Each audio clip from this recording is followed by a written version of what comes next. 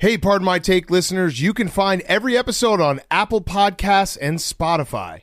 Prime members can listen ad-free on Amazon Music. On today's Pardon My Take, we have our good friends, Greg Olsen and George Kittle. It will screw me up during the interview. It almost screwed me up right there. I wanted to call them both Greg. They join us in anticipation of Tight End University coming up later this summer. We're talking NBA playoffs, NHL playoffs. We have some hot seat, cool throne, and one of our favorite old-time guests who was with us for our first Grit Week joins us in studio, Coach Bo Pelini, for a very special edition of Bo Knows Ball. So instead of Guys on Chicks, we got Bo Knows Ball, where we get listener-submitted AWL questions. Great show coming up, and we're brought to you by our friends at Visible. When it comes to saving on wireless, Visible is a clear winner. Other wireless carriers hit you with costly monthly bills, tricky extra fees, and unwanted add-ons, but never with Visible. You can shell out $60 or more a month for unlimited data with other mobile carriers, or with Visible, you can pay as little as $25 a month.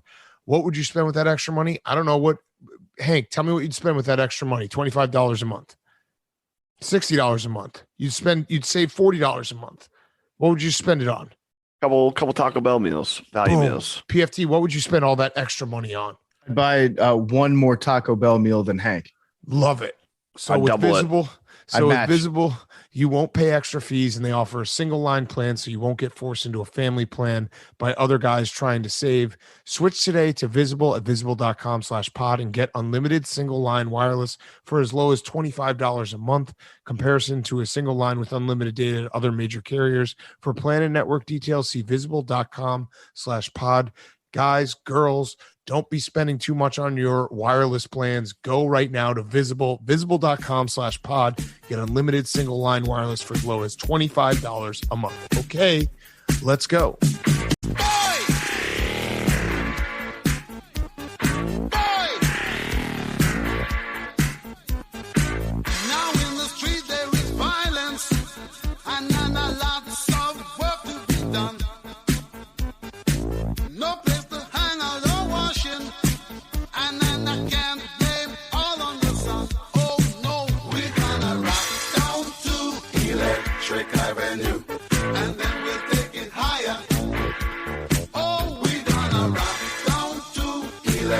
It's Pardon My Take, presented by Barstool Sports. Welcome to Pardon My Take, presented by Visible. Go to visible.com/pod today and get single line wireless for as low as $25 a month. Today is Wednesday, May 25th. And the most exciting thing we had tonight was a rain delay inside of an NBA arena. Yeah, we had a leaky roof tonight. Kurt Warner having a stroke watching that. Can we do a double dome over top of that? I really don't want any weather creeping in. Well, no, actually, Big Cat, you're wrong. I think that was the second most exciting thing. The most exciting thing that happened was Jake's nodding his head right now.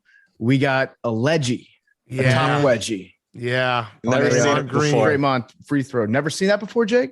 Not in a game, no. It was actually, I mean, and while we're taping this with 4 minutes left. I'll never count out the Warriors. They're down 13 right now, so we might just look like the dumbest people in Earth by the end. 12. Now down 12. Now down 12. So we basically started the show. We're like, hey, should we do this starting into the fourth quarter? Because the Warriors were down 1 million. Now they're down 11. And of course, the Warriors are the Warriors, and they can come back from anything. But we're going to assume the Warriors lose this game. And if they don't, we'll keep this all in and we'll just correct it by the end of this. Either way, it was the two most exciting plays in the game, or the three most exciting plays in the game were the wedgie, or whatever we're going to call it, where the ball just stopped on the rim, the rain delay, and then Luka just shooting one of the greatest horse shots I've ever seen, where he threw it up in the air after Warriors down to 8. After the whistle was blown. This is awesome. And I'm pretty sure Steph and Clay and Draymond have not been in this fourth quarter, this is right? Awesome. Dude, if the Warriors steal this game, holy fucking shit. And I did my whole tweet about how it's always blowouts and everything's a blowout. The Warriors might be the only team that can be blowout proof. Well, it's crazy because in a game like tonight, this would be the Boban game. We were supposed to get Boban tonight. But like you said, no lead is safe against the Warriors at all. You put Steph back in right now? Yeah, absolutely. But they just came all the way back with their bench players. Yeah, you roll the dice with Steph. They were playing earlier in the fourth, but you put Steph back in and you give America a night that they won't forget. That's what you have to do right now. I really hope that the Warriors win this game, especially because later on in the episode, I said the Warriors won earlier tonight. So yeah, you did. I don't want to seem dumber than usual on the podcast. I don't need to go out of my way to make myself look like an idiot. But yeah, the halftime delay was electric. It's always funny when they kick it back to the booth, back to the halftime show guys, and they're like, okay, just kind of ad lib for anywhere between 5 and 20 minutes until we get this thing fixed. They send a guy up to the roof, up to the catwalk.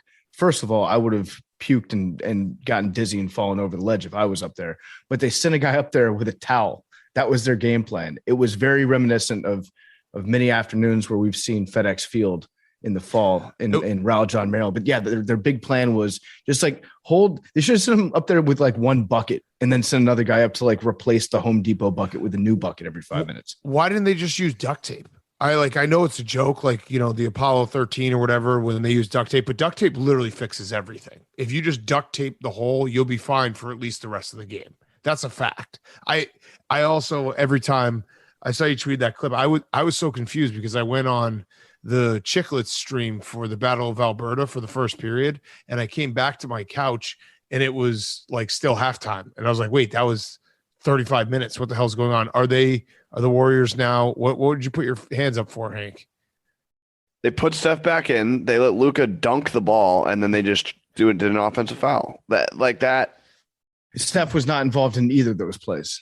But the vibes. But it did have the vibes changed. Vibes changed. I mean, if you look at it's actually funny to look at the Warriors starters versus bench. Everyone in the starters is minus 18 or worse, and everyone on the bench is like plus 15 or better. It does make sense that the Mavericks are winning this game because this is like the formula that the Mavericks need. Like Luka can go out there and he can score 40 points if he wants to, but those are the games that you're probably going to end up losing because it means that Luka's trying to do it all one-on-one and not really, like for whatever reason, it could be that no one else is getting involved. It could be that everybody else is missing their shots, but you're not going to win many games against the Warriors when Luka is doing the thing where he puts the entire team on his back.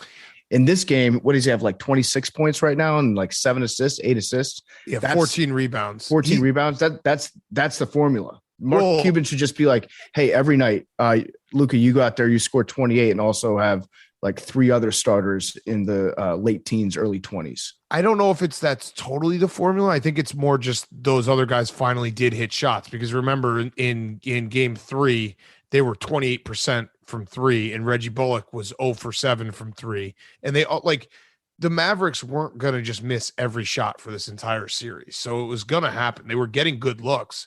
They just weren't hitting any of their shots. So it finally happened tonight.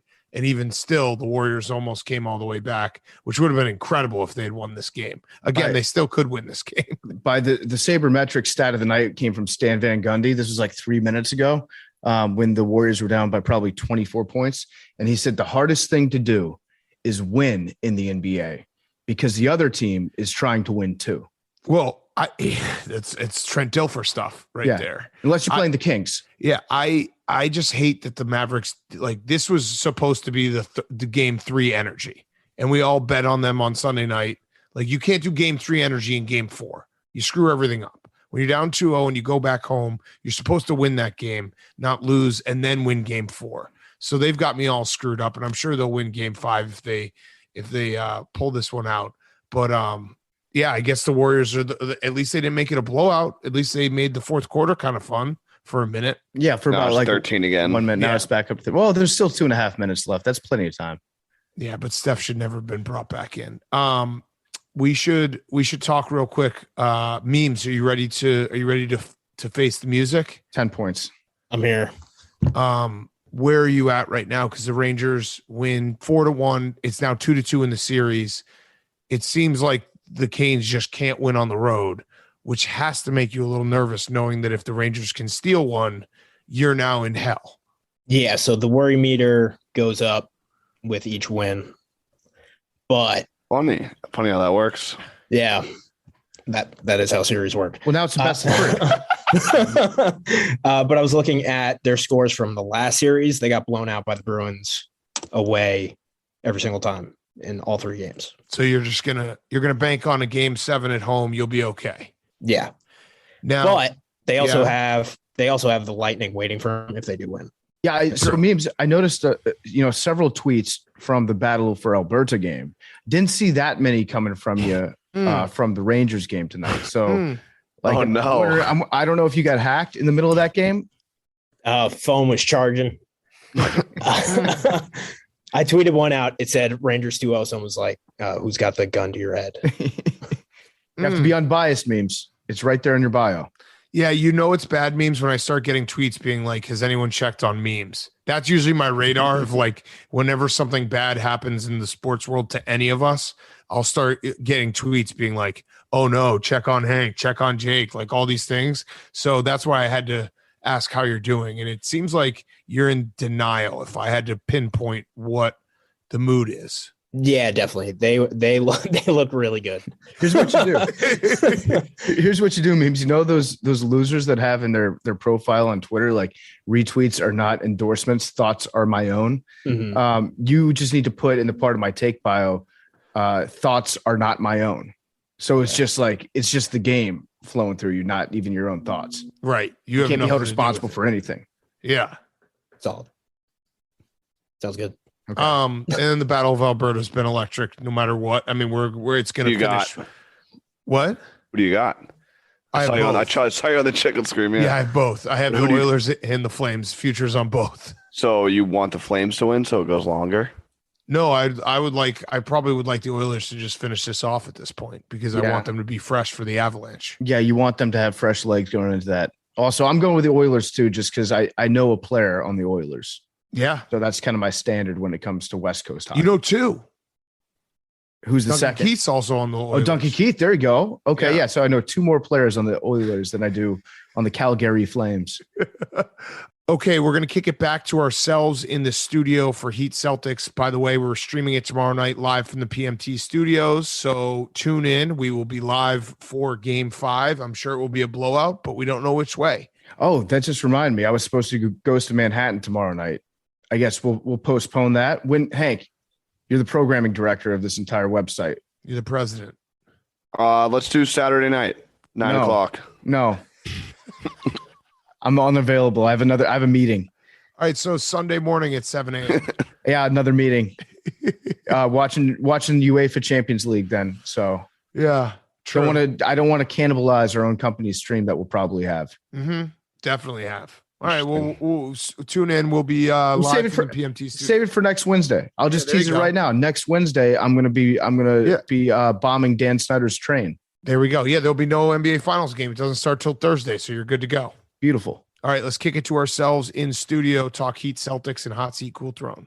Before we get to the rest of the show, our great sponsor, Coors Light, the greatest beer in the world. Summer's coming up. It is time to relax, chill out, maybe take a step back from the 24/7 grind. Pickett, I found a Coors Light from last summer in my fridge last week. Yes. The mountains had been blue on it for probably record time, like 6 months. I love it. More than that, actually. Probably like 9 months worth of cold blue mountains. It tasted just as crisp as the Rockies. I love it. I love it. Coors Light's the most delicious beer. It is the coolest beer. It is literally made to chill. The mountains on the bottles and cans even turn blue when your beer is cold. Tweet us your pictures of the blue mountains all summer long. There's nothing better than just a Friday afternoon, getting off work, boom, blue mountains. Nothing better. So when you need to hit that reset button, crack open an ice-cold Coors Light. When I need a second to myself, I reach for the beer that's literally made to chill. It's Coors Light. Get Coors Light delivered straight to your door with Drizzly or Instacart by going to CoorsLight.com/take. Celebrate responsibly. Coors Brewing Company, Golden, Colorado. The weather got to 90 degrees on Saturday and Sunday. There's nothing that can cool you down better than an ice-cold Coors Light with those blue mountains. Okay. So, Heat Celtics. We another blowout. We'll throw another one into the blowout meter. These playoffs, I said it on Monday, and again, I know that there's a lot of anti-NBA weirdos that want to hop into this storyline of the NBA playoffs game to game not being very competitive. Yeah, we'll get to hockey later for those guys. Yeah, right. Like it's one of those things that I can hold two thoughts in my head at the same time. I can love basketball and think that these playoffs have been a little bit disappointing because the series are competitive, but the games are not. And I would like for the games to be competitive more than, like, if you had me choose, I think I'd rather have really competitive games, 2-point games in a 5-game series than 7 blowouts. Yeah, not a sweep, but like a 5 to 6 game series where they're competitive, where at least we get like 3 competitive games. Right. Rather than 7-game series where it's like 20-point victories each side. It's all shaping up to be the most confusing NBA finals of all time because you've got the Warriors, who we already talked about them tonight. Yep. But we're time traveling, so the Warriors swept the Mavericks tonight. Ooh. And they look like they're world beaters. They're the old Warriors right now, and they're going into the finals against a team that probably is going to go 6 or 7 games. And it's going to be a fair assumption. It's going to be, but it's going to be a blowout for most of them. Thank you, Hank. Has to go 6. Hank, you don't need to be so fucking spicy. But what I'm saying is, like, you don't know, no matter if it's the Heat or the Celtics, no matter which team advances to the finals, I have no idea how to handicap this finals. I don't know if the Warriors are that good, if the Heat are that good, if the Celtics are that good. I don't know what I'm going to do. I think we just got to parse it down to this: if any team plays their best, they're the best. You know, That's kind of like, because I've talked myself into it many times where I'm like, no one's beating the Warriors' best, but what about the Celtics' best? That could beat anyone. But what about the Heat's best? That's a tough team to beat. I'd say, like, these Celtics could beat those Warriors. Right. And those Heat could beat those Warriors, but those Warriors would beat these Heat. Yes, I followed that. It makes sense. The one thing that confused me about the game, so it was decided pretty much within the first 5 minutes. It was 18-1, I think, at some point. The Heat missed their first 11 shots. Was it 11 or 12 shots? 13 shots from the field. It was disastrous start. I was very confused, though, with this series and the injuries that happen. Every single game, it feels like, oh, okay, Marcus Smart's not playing. Oh, Tyler Herro's not playing. Oh, like, Robert Williams is might back. not play. Right. Yeah. It was weird to me that the Heat, even though the game was decided in the first quarter, they played their starters in the second half. And I was waiting for them to be like, hey, let's punt and go to the next game, and they never really did that. They kept on trying to claw back, and it wasn't possible because the Celtics were just way better than them on Monday night. We'll see if this matters, too, but Derek White left the game with like a groin injury with like 3 minutes left when the game was very much decided. So hopefully that like isn't a factor, but that was a little bit Thibodeau-X. Yes. What's the quarters update, Hank? Yeah. The quarters, what is it, Jake? 9, 2, and 3 or something? Well, they tied the third. And great. It was a great game of quarters. Oh, wow. Celtics, so it was only 2-1 for the Celtics last night. 2-1. Yeah, wow. Yeah, so the Heat have momentum. Yeah, they do. That's true. They Yeah, won the last quarter. Yeah, they are. You got to worry about that. A one-game quarter streak. I also we talked about it on Monday, but Bam Adebayo being the most frustrating guy to watch because he's good enough to take over any game. And then I think he had his second field goal attempt with like 60 seconds left in the second quarter. He ended up with 5 shots total. And it's like every time I'm like, dude, Al Horford deserves a ton of credit. Robert Williams deserves a ton of credit. The Celtics defense is completely different when he's on the floor. But I just I keep watching Grant Williams. I keep watching Bam being like, just do some stuff, dude. He's the verbal meme. The guy with the stick. You're poking him. Be like, do something, dude. Yeah, Jimmy Butler last night, I feel like in the first half, tried to make this into a Jimmy Butler game. Yeah. But he's not healthy enough to make it a Jimmy Butler game. So he was taking most of the shots. And Bam, I do think that there is something to the fact that, like, when Jimmy Butler, when he's on your team, like, he has to be the alpha. Yeah. And I think that if you're not, like, a really strong-willed dude, then you're just more than happy to let Jimmy Butler go out there and do his thing because he is a dog. And Bam will step into the dog role when Jimmy's not there, but when he's around, he's always going to be the one that's like deferential to him. And like lacks a little bit of confidence in himself because Jimmy's out there doing his Jimmy thing, even when Jimmy's not 100% like I don't think he was last night either. No, I'd agree. And also Peyton Pritchard played well. Yeah. Peyton Pritchard went out after there. he broke the code. He did his thing. He broke the code, but he came back. His whole look when he's wearing like the low top black shoes, a lot of people like jump straight to the like smash the cop button and be like, that guy looks like a cop. Peyton Pritchard looks like a fucking cop. He definitely looks. He looks like either like a police officer undercover as a busboy. Yeah. But he looks like a cop that will show up to a basketball game and then cross everyone up, and then Bleacher Report and Sports Center Instagram accounts will be like skull emoji. Wow, I love those videos. Yeah, when a cop shows up, it's like a female cop shows up and just gives a guy like 20 and 10 right to his face. Yeah, like damn, this was crazy. All right, so I have a question for you, Hank. Before I want to get she's got a gun. check. Of course, you're not going to take a charge. Yes. Question. Yes. Marcus Smart, Defensive Player of the Year. Correct. That's fact. Fact or fiction? Fact. Would you agree, though, Robert Williams, most important defender on the Celtics? 100%. If Robert Williams was healthy all year, he would have been the Defensive Player of the Year. Oh, okay. I think most of the players would agree. It was. He will be Defensive Player of the Year eventually in his career. You could also be like the defensive player of your team, but not the defensive player of the league. Well, that was why a lot of people were. Well, he was just injured, but that's true. Yeah, people were up in arms with the guard winning Defensive Player of the Year because rim protectors and guys who can alter everyone's shot that gets even close to the rim, like Robert Williams, changes the entire scope of the defense. He had like 30 more blocks this season than Bam, and he missed like 30 more games. So my second question is, this is just the mood ring series where we're just riding Hank's mood. You are now back to this team is the best in the world. It's a best of 3. Yeah, I'm planning on going on Friday. Shout out to Game Time, but I'm expecting it to be a closing match, confetti season.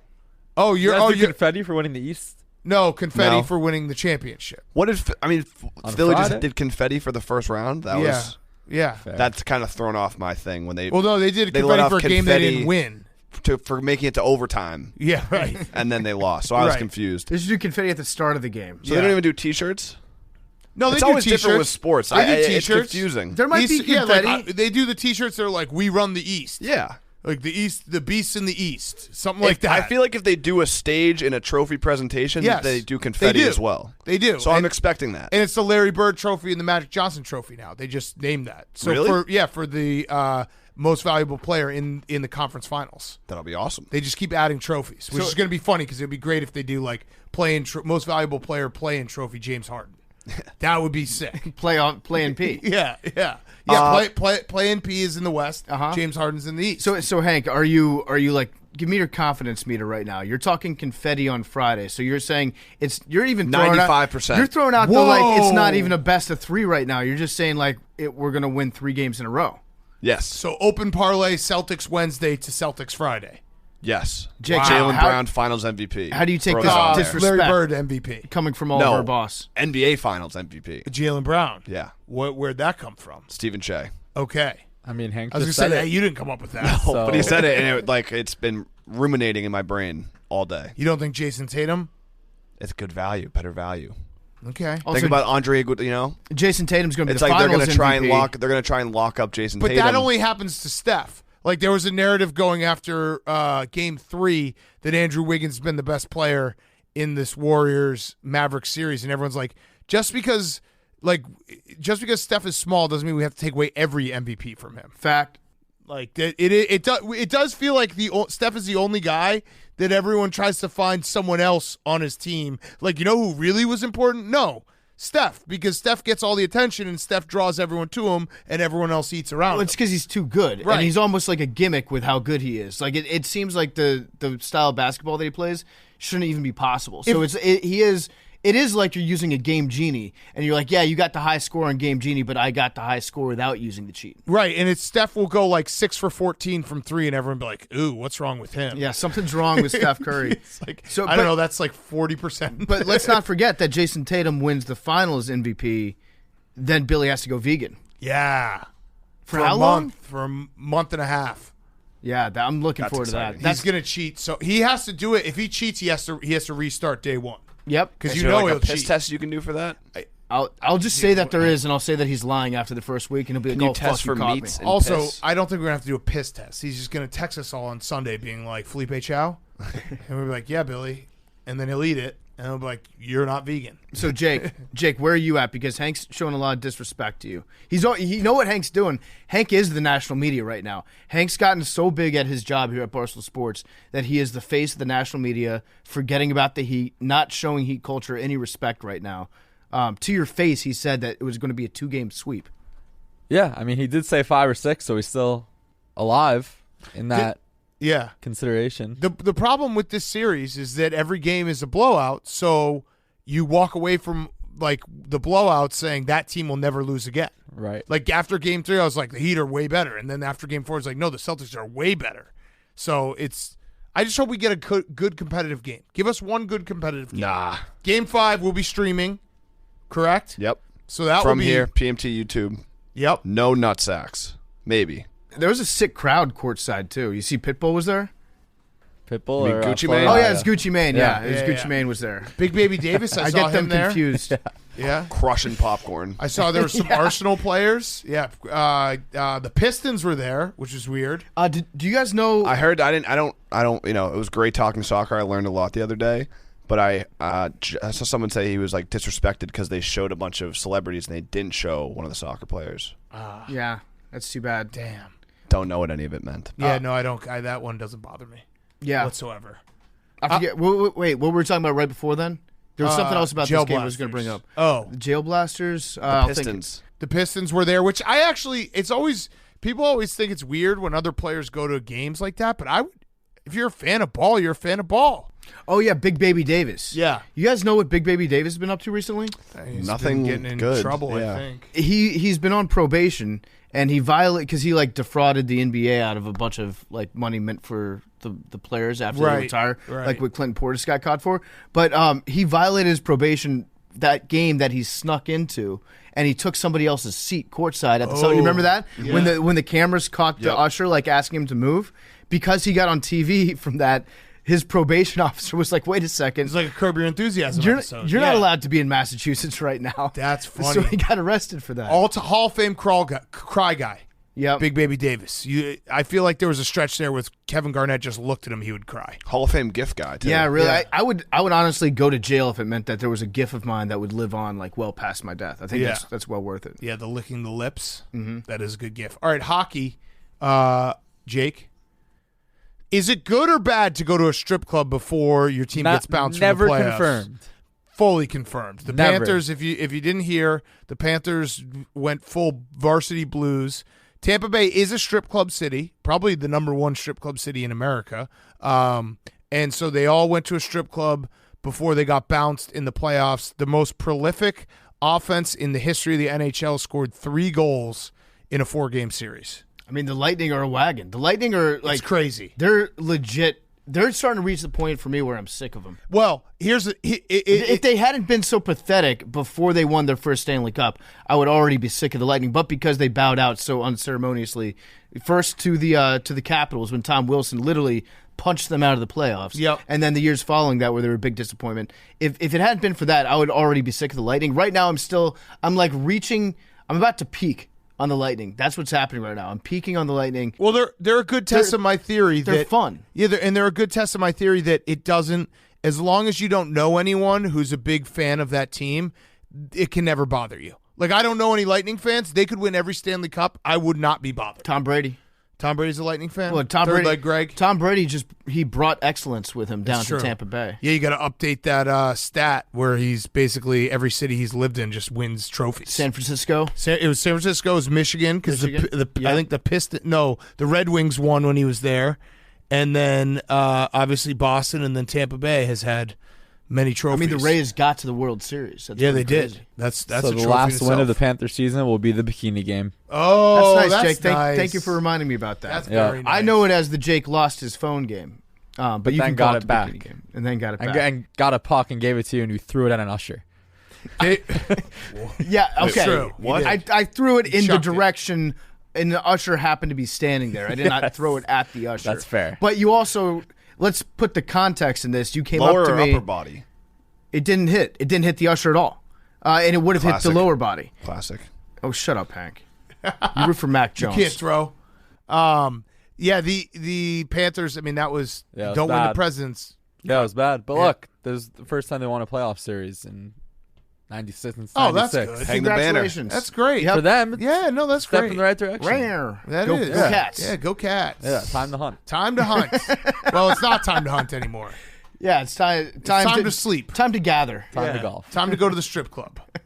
I don't have a problem with that, honestly. Like, I'm not a strip club guy, but I know that hockey guys are a strip club guy. What is this laughing about? Like, have you ever known me to be a strip club guy ever? I don't understand the concept of strip clubs, why they're so fun. I am not a big strip club guy myself, so I don't know either. I mean, we've talked about it before with Ryan and Titus. There's always one strip club guy in the group. Yeah, the guys that's which always is Hank. The guy that's always pressing. We've been to a strip club in Tampa together. Yeah, we did. Oh wow! Yeah. Probably because Hank suggested it, right? Yeah, he was like, "Let's go get some food." Like, there's something. Only place I know is strip club. There's something weird about the guy who's always like, "Hey, hey bros, you want to go look at naked chicks together?" Yeah, and he does it too early in the night, and you're like, "All right, just chill out." Strip club? Should we? I'm thinking strip club. Yeah, maybe a strip club. It's usually the guy that his wife holds him like right under her thumb the entire time. Yeah, and the second he steps out of the house, he's like, boobs. And then you leave the strip club. He's like, "Hey, none of this gets out." It's like, what? We literally just went and wasted money staring at naked women. Like, what are you talking about? This? We didn't do anything. The Avalanche versus the Blues. I was watching that game on Monday night, and one of the worst feelings in playoff hockey is what the Blues went through, where they were up 1-0, and they had like 3 shots going into like the second period, and you just sit there and you're like, nope, this isn't good. This isn't sustainable. This is going to be a problem. We're definitely going to lose this game. And then the Avalanche avalanched them, and I think they scored 3 goals in like a minute and a half. Yeah, and that was it. What's going to happen with this series is going into every round, you're going to see the odds on the Avalanche, and you'll be like, that's way too heavy. Like, there's no chance. Why would anybody bet on that? You're basically throwing your money away because you're only going to win like $10 off a $100 bet or whatever it is. And then you're going to bet on the other team, and you're going to lose all your money doing that. And then you're going to do it the next round, and it's going to happen again. Right. I'm just convinced that the Avalanche, that this is their year. This is their year. I feel like they're just... Or, well, maybe the Lightning. Maybe the Lightning. That's going to be a good finals. I'm looking ahead to that already. Lightning Canes, though. If it's Lightning Canes, the NHL, that's a tough conference final. For Lightning Hurricanes? Yeah. Put it on the Weather Channel, am I right? Damn. Yeah. We should have Al Roker. Jim Cantori. Avalanche. Yeah. And the Avalanche. Yeah. And the Flames. Yeah. Or actually, it'd be better if it was the Oilers. One thing causes all the others. Yeah. Yeah. Science talk. Libcat. Yeah. No, Democrat, remember? Democrat, yeah. Yeah, Democrat. Okay, let's do Hot Seat Cool Throne. It's brought to you by our friends at Skrill. New sponsor alert. Whoa, Skrill is the best digital wallet for gamblers because it was built for gamblers. Sophisticated gamblers use it to manage their bankroll, whether they're playing games like poker or betting on their favorite sports. They manage their bankroll using the wallet, which allows them to pay instantly and securely. It's payments without limits, basically. You can access your bankroll with instant deposits and withdrawals and also draw the cash using your prepaid card. This gives you access to your bankroll wherever you are in the world in any currency. Skrill thinks about your security relentlessly so you don't have to share your private financial details needlessly or repeatedly. Go to Skrill.com/Barstool. Sign up now. First 100 customers to sign up this week get $50 bonus in their Skrill account. Do it right now. Get $50 for free and then go bet it on the Avalanche. Skrill.com/Barstool. Sign up now. It is the best digital wallet for gamblers. Skrill.com/Barstool. Okay, Hank, Hot Seat Cool Throne. Hot Seat is society / my brain. It's kind of in a pretzel with this new invention that's come out. Uh-oh. Don't really know what to do. I mean, I'm sure you guys remember, listeners to the show, back in 2016, I brought forward to the world the art of dipping your Oreos in water, essentially washing them. Tastes delicious, better than milk. If you haven't tried it, you should. Of all the weird things you do, people try to take that take from me, but it's definitely top 2. The date goes back for sure. But then today, I don't know if you guys saw this. There's a new cookie cracker sandwich invention that's all combined. Half Oreo filling, and the other half is Ritz. Okay. I don't know. And I don't know whether or not you're supposed to dip that or just rip it. This is like a chocolate covered pretzel is what they're going for. It seems like. That's why I kind of said my brain like I need to try it because I can't really wrap my head around it. Yeah, it sounds like one thing. It's a lot. 50% salty, 50% sweet, 100%. With an emoji drooling. Here's the thing. These marketing bastards know exactly what they're doing because there's guys like me out there that will buy these new fucked up novelty products once just to try it. So it could be like any new flavor of Doritos, I'm going to buy it once. Any new flavor of Gatorade, I'm going to buy that once. Any new combo, I'm going to buy that once. Any new Oreo, I will buy it once, and I always go back to the double stuff. Nothing will ever beat the double stuff. Society peaked when we invented the double stuff. I don't care that they've taken a little bit of the stuffing out. I think what we have right now with that is just fine. But we keep trying to reinvent the wheel here when we have the best cookie ever right in front of our face. You know what it is too, is that you'll try it and then you will walk away being like, yeah, I miss Oreos and Ritz. That's probably what it's about. It's like, you know what? For every package of these that we sell, they're going to suck enough that somebody will go back and buy regular Oreos just because they want those instead. Right. So I guess I kind of see the salty sweet thing. I just like to do it the old-fashioned way and go back and forth, switching back and forth. Mm-hmm. Do you lick the cream off? I do not. I scrape it. Oh, with your teeth? Yeah. I don't like teeth. My cool throne is the city of Indianapolis. Yeah? Today, the NFL announced that Indianapolis will host the NFL Combine in both 2023 and 2024. So good. It seemed like it wasn't happening. I know we talked about it on this show. But cooler heads have prevailed. I don't know if the coaches, did a little silent uproar, but that seemed like something that the NFL would want to do in Dallas or in Vegas and really up the production value, up the events of it. But cooler heads prevailed. The best. Indy's the best city for it. They should never move it from Indy. It's perfectly set up for it. And, coaches are creatures of habit. So we don't want to, rock the boat. I think the NFL media, too. I think Peter King probably wrote, he got on his Buzz Williams shit and just wrote Roger Goodell a letter every single day once he floated this idea out there, being like, don't move it from Indy. Yeah. I like going to the same bar every single year, seeing the same people, having the same conversation, eating the same steak. They are creatures of habit. It's Groundhog's Day. They love doing that. And I think what Goodell did here, I think this was a smart move by him to, float out the idea of moving it and then to be like, guess what? We're not going to move it. We're coming back. And now all the NFL writers are like, great job, Roger Goodell. It's like when he took away touchdown celebrations, then brought him back. That's and then he looks like a hero. The oldest trick in the book. And Indianapolis has the added bonus that you can stay somewhere and never leave. You can never have to go outside. Yeah, it's my dream. If you can eat in the steakhouse in the hotel, you can walk in the concourse to the stadium, to the meetings, everything. Mm-hmm. That's a cool thing. What they'll probably do, though, because the whole idea of moving it out of Indy was to get more money for the league. Right. They'll probably just sponsor the fuck out of every event at the Combine. Yeah. So it'll be like the Oikos 40-yard dash and the Pepsi bench press. Right. And the Chevy Mike Silver drinks 5 bottles of wine at this steakhouse night. Yeah. The Wonderlick presented by Bud Light. All right, PFT, your hot seat, cool throne. My hot seat is Rex Chapman. Ooh. Our favorite TNT. What was he on? True CNN TV? Plus. He had his own CNN show Plus. for a week. He killed CNN Plus. Blocker charge. So it goes. Bruh. He's on the hot seat because Twitter got rid of the tweet video feature. So you can't do the thing where you hold down on the video and then you just tweet the video out. You have to quote tweet the entire tweet now. Yeah. Really? Press the video. He saved. You hold down the video instead of just on your timeline. No, I do that.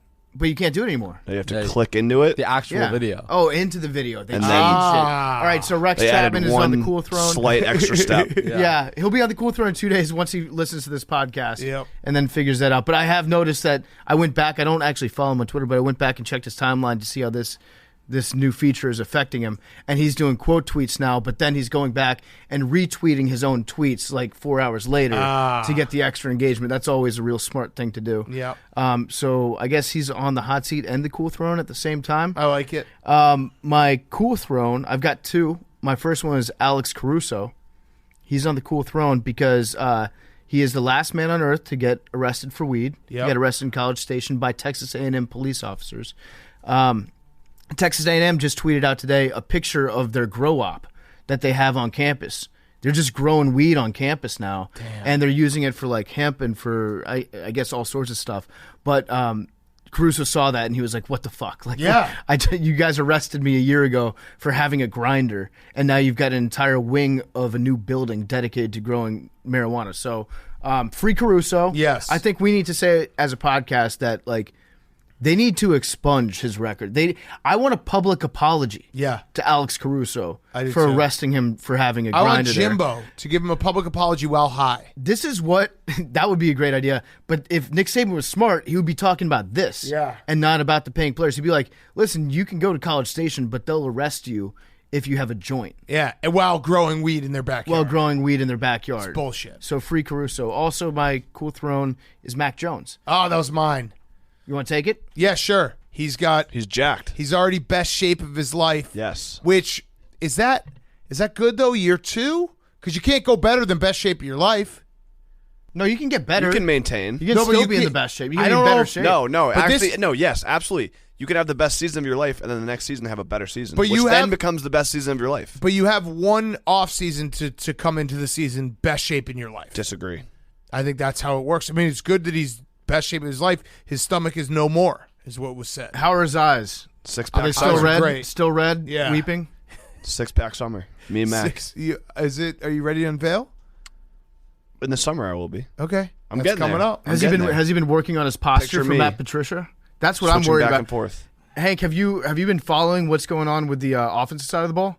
You're talking about the coaching staff? Bill said that he has no concerns with the coaching staff, so I don't either. Yeah, he said there's an open competition to see who's going to be the offensive coordinator. That's good. Competition breeds greatness. I've never heard that. Well, it's training camp for coaches too. It would be good to have competition, but the two people competing are Joe Judge and Matt Patricia to be offensive coordinator. Neither of whom Matt Patricia, offensive coordinator. Yes, offensive coordinator. And Joe Judge, offensive coordinator. He's an offensive guy, no? Matt Patricia? Joe Judge is special teams. Yeah, pretty much offensive. Close enough. Adjacent. They have the ball in their hand for part of the plays. So fake punts. Yeah, that's.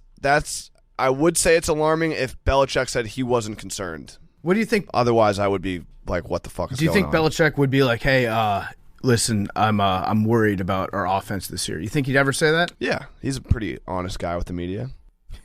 I did like that he was wearing a Celtics hat. I love when coaches of other teams do that. And all the Red Sox players are like going to and from the bus with like Celtics jerseys on. Yeah, it's good funny stuff. whenever City's coming together. It's Nick Sirianni's wet dream. He's like, damn, I wish the Sixers were in the conference final. I can do that. All right, my hot seat. So that was my cool throw. My hot seat is balloons in Nebraska. So they are done with the red balloon tradition. Helium shortage is what they're claiming now. So it's been a tradition since the 1960s that in a Nebraska home game in football, everyone brings a red balloon. They score their first offensive touchdown. They all release it.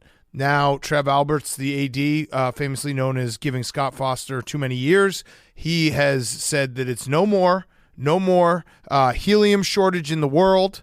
I guess we get a lot of our helium from Russia. Didn't know that. And no more balloons. Is this I thought it was like a 99 red balloon situation where they don't want to start a nuclear war, so you can't release them anymore. Yeah, it's. I hope they keep. I think they will keep doing it. I think they tried to stop this a few years ago, and then fans just brought their own balloons because there's not that big of a helium shortage. But it is funny for them to have like a presser and be like, yeah, no more red balloons, helium shortage. Think of the turtles also. Don't the balloons just land in the ocean and kill turtles? A guy did try to sue them I think it was like 4 or 5 years ago, being like, the balloons land and then it's just waste. Like, yeah, we know. Yeah, that's what happened. But, right. But do they really, though? But they also, you need it for the touchdowns. Do they really land? I don't think so. I don't think they do. I think they go forever. I think you release a balloon, and then at that point, you're just like, that's someone else's problem. That's God's problem right now. And it's someone like 2 counties over's problem. Yeah, I always assumed that it would just like go into the ocean somewhere, maybe go to the North Pole. It would be funny if there was one guy in Nebraska, like, and the wind always went a certain direction. He's like, yeah, my farm has been ruined because every time they have a prolific offense, I just have balloons popped on my yard. Yeah, well, that wouldn't be like, he'd probably be pretty happy since like the 80s. Yeah, it's been, I think maybe that's why they're doing it. They're like, we just really don't want to be embarrassed when we don't score till the second half. Well, there's nothing more sad than going to a Nebraska game and then going home with your balloon. Yes. They're probably just trying to limit that. Yeah, but either way, that's a stupid thing to stop. Traditions are fun in college football. That's what makes college football is the traditions. So, I also think that any tradition, if you do the math and you really calculate, okay, how much harm does this do to the environment? Almost every tradition sucks for the environment. Yeah. But guess what? We need some traditions. We need something to look forward to. Yeah. Jake, wrap us up with hot seat, cool throw, and then we'll get to George and Greg. My hot seat's the Arizona Cardinals. They've been selected for the in-season Hard Knocks edition. Which, I mean, look, there's 2 ways to think of this. One, it's in the middle of college football, the World Cup, Feast Week, and the NFL season. So I don't know how many people are going to run to that. And B, it gives you an opportunity to tweet at Kyler. Yeah, I mean, it's going to be fun to watch they probably have the best story arc of any team because the beginning of the Hard Knocks will be all cheery and awesome, and then everything will fall apart, and it will be fun to watch. Yeah, Kyler Murray might not even be on the team at that point. That's true. I don't know. Right. I'm looking forward to seeing like how I want to see Kyler when he knows he's on camera and see if he acts any differently than I've seen him in the past, where like he seems like he just doesn't care about like a lot. That's just like his normal personality is just kind of there. Right. I'm curious to see if he like hams it up for the cameras at all. If he tries to, JJ Watt. Yes. He's going to be there. I saw he tweeted out yesterday that he needs to bring back the Fort Minor. Yes. That would be great. If they're smart, they would have him do that. If he did that, it would be very Cliff funny. Kingsbury's house. Yeah. That's good. That's true. Maybe it's not really a hot seat, but okay. Yeah. And your cool throne? My cool throne is Mike White. Yes. Today, reminder was set. I have the clip from the November 5th podcast. Let's go. Remember Mike White Day.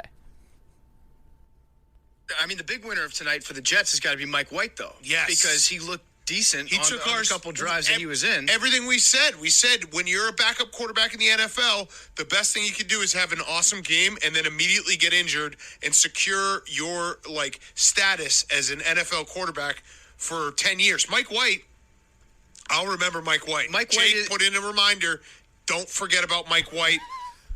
May 24th. He's going to. There we go. It was the Thursday night game where he got hurt.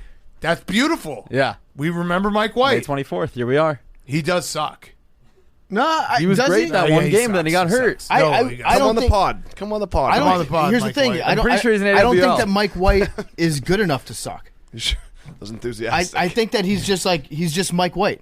Mike White. Let me see. What were his stats after that? Because didn't he come back in and then suck? Didn't they beat the Bengals?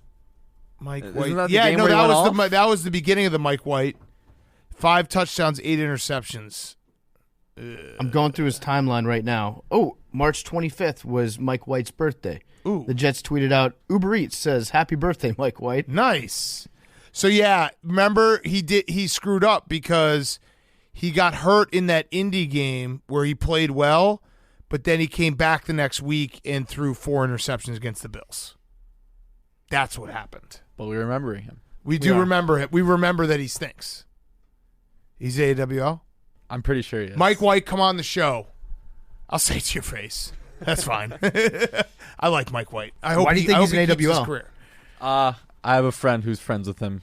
Oh, wow. Wow. Yeah. How where'd that connection come from? My what friend- school did Mike White go to? Well, he graduated Western Kentucky, but I believe he started at USF. My friend went to USF. Got it. Yeah. All right, fine. You talk me back into Mike White. All right. Okay, let's go to our good friends George Kittle and Greg Olsen, and then on the other side we have Bo Knows Ball with Bo Pelini, questions from the AWLs with Bo Pelini in studio. OG guest. Yep. Fuck, you guys probably talked about that, didn't you? Oh yeah. Yeah, we did. I realized Were that you after here? I said that. No, I realized that after I said that. Greg Kittle and Greg Olsen, the Gregs, are brought to you by our good friends over at Upstart. Don't wait and check your rate today at upstart.com/PMT. Go to upstart.com/PMT. You can check your rate right now. A lot of people know it can be hard to see the light at the end of the tunnel when you have high interest debt. And sometimes it can even be harder to ask for help. That's where Upstart comes in. Upstart-powered personal loans can help you pay down high-interest debt all online with simple and easy-to-understand payment terms. Whether it's credit cards, consolidating high-interest debt, or funding personal expenses, Upstart can help you get one fixed monthly payment with a clear payoff date. Their model considers other factors besides just your credit score. They consider your income, your employment, and other information provided in your loan application so that they can find you a smarter rate for your loan. You can check your rate in minutes for loans between $1,000 to $50,000 without impacting your credit score at all, and you can get the funds as fast as one business day. So don't wait. Check that rate today at upstart.com/PMT. That's upstart.com/PMT. Check your rate today. Don't forget to use our URL. Let them know that we sent you. And now let's get to the Gregs. 3, 2, 1. Okay, we now welcome on. Did you just steal my clap, George? I think you saying 3, 2, 1 in the clap, it's an indication that everybody should clap. But though. George stole my clap. No, that's what I do on my podcast. We all clap. Okay. Oh, you have a podcast. Oh, okay. All right. So I do. I've invited you both. Too, if you want to talk about it, if you guys want to talk about it, we can talk about all of our podcasts. That'd be great. That should be this entire interview is just like, let's talk about what you guys talk about in your podcast. Yeah, no, and Greg, we know you have a podcast because you stole Mikey podcast from us. Correct. Right. We can talk about it. Yeah, we can talk about it. So it's Greg Olsen and George Kittle. It's going to get confusing because we do call George Greg. They're on. They have tight end U coming up again, which is getting tight ends the recognition they deserve, which we can get into this, but I think you guys have too much recognition at this point. But I wanted to start with a softball. I have a softball for both of you. Who wants to go first? All right. Kittle. All right. George, your softball is when do you think Tom Brady will take Greg's job as the number one guy in the booth? It's a great question. I don't know. Greg kind of has this tenacity to him. I don't know if he's going to let anyone take his job. Okay. But it is Tom Brady, and there are 6 Super Bowls attached to that. So that's kind of also Yep. Wait, does he have 7? Does he have 7? I think he's 7. Is it 7? I think he has 7. 7. That's too many Super Bowls. If he gets 8, I'm fucked. You're fucked. All right. So Greg, my question for you, which is a softball, is Trey Lance or Jimmy G? Who's starting for the 49ers week 1? Oh, I'm saying Trey Lance. Okay. Ooh. And Greg, if for people who are listening, not watching, he's nodding with approval right now. So am I? Yeah. And by Greg, they mean George. So who's on first? I have no idea what's going on. Greg, are you going to mentor Tom Brady in the booth and train him on how to take your job? Yeah, that's actually been a big part of the negotiations. No, I'm kidding. No, I have nothing to do. When I heard about the Brady news, I heard about it the same way everybody else did. Hopefully things are working out. We're talking to them now. We're in discussions about, what that looks like between now and whenever that day he retires, of, hopefully calling a Super Bowl and calling their A slate this year. So hopefully that works out. We're talking to them right now, but anytime you find yourself in a battle with Tom Brady, I think it's pretty clear who wins. It is. I mean, you did a great job, your first year broadcasting this year, and it's going to be great to hear you on those premier games on Sunday afternoons. I would have to imagine there's a little small part of you that's like, oh, this kind of sucks. But if there's one guy in the world who you can't really be mad, it's the guy with 7 Super Bowls. Yeah, if they would have hired someone, all along, we thought we were in the mix and we had good dialogue. And, obviously they weren't going to tell us exactly what was going on behind the scenes. And, we had heard the same rumors everybody else did, and we were trying to make sense of it all. And then when the news came, it was like you just said, if it was someone else, like if I got jumped by someone else, I would have wanted to burn. Yeah. Sure. I would have wanted to burn the city to the ground, right? I would have been pissed and whatever. But when you lose out to Tom Brady, it's like, this sucks. At least he doesn't take the job now. Maybe I can have my time in the sun and keep his seat warm until he gets there. But yeah, if you're going to lose, at least lose to him, right? I mean, that I can at least live with. I got beat out. The only person in the world who beat me out was Tom Brady. I can live with that. I think you got to root for him to not win a Super Bowl this year, because if he wins, I think that's when he does retire. But if he doesn't win one this year, then it's like, oh shit, he has to come back next year. I personally think his career doesn't really, and I think you can't really make a judgment on his career until he has 8 Super Bowls. So I think he if he really wanted to achieve something, he should just continue to play and see if he can win another ring. Arians is gone. Win one for Todd Bowles. I think it's only fair that he wins one for the next guy. And if it doesn't happen this year, hopefully it's within the next 10. George, I was just admiring, as Greg was talking, your ability to tie your hair up into that sick little top knot that you have. You were doing some intricate hand position. It took you about 45 seconds to do that. I don't know how that's done. I've had long hair for 10 years. I still don't know how to do what you just did. My wife taught me. Oh, well, she did a hell of a job. Yeah. It's like you're doing origami with your hair. Thank you. I really appreciate that. What's the new tattoo?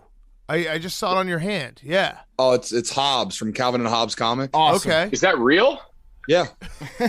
Amazing. There's nothing better than getting a new tattoo and having someone ask, is that real? That's amazing. Yeah. Dude, that's sick. What? No, I know. All my teammates were like, "Is that a henna tattoo?" I was like, "Nah, it's not really my thing." I did get it on Sunday before I flew back, though. It was nice. I love that. I feel like kids these days, they don't know about Calvin and Hobbes. It's one of the all-time greats. You need to they need to get on that. You'll learn something, maybe a thing or two. Hey, was that last year that you showed us your ass tattoo? Yeah, I think so. It was. Yeah, that's what I it thought. Was. So you never showed your ass though. Yeah. I don't have an ass tattoo. I have nothing to show. I got some hair. That's about it. He's got a third leg. Yeah. Yeah, I've heard about that third leg.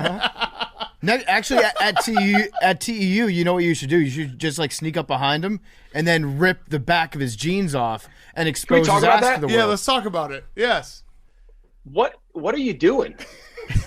It's fun. What's happening? I mean, Billy, you can chime in anytime you want here. Wait, is Billy here? Yeah, he's here. What's up? I'm off. Billy, what's up, dude? How you doing? Dude, I've seen your legs a lot recently. Yeah, on the internet. So it kind of all started where I've been taking my jeans to a laundromat and they're getting like pretty beat up and they've been ripping when I've been sitting down. So I had some like tinfoil ass jeans and there's been a trend going around where people ripping each other's pants. So I was like, we should do that, and we did. And it became a problem. Yeah, it's a problem now. So it actually was like a TikTok.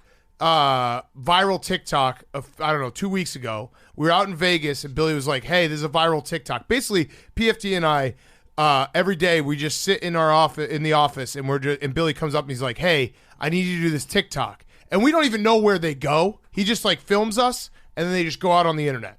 So when he says, hey, I need you to rip the jeans off of my ass, I'm like, all right, fine. So I did it.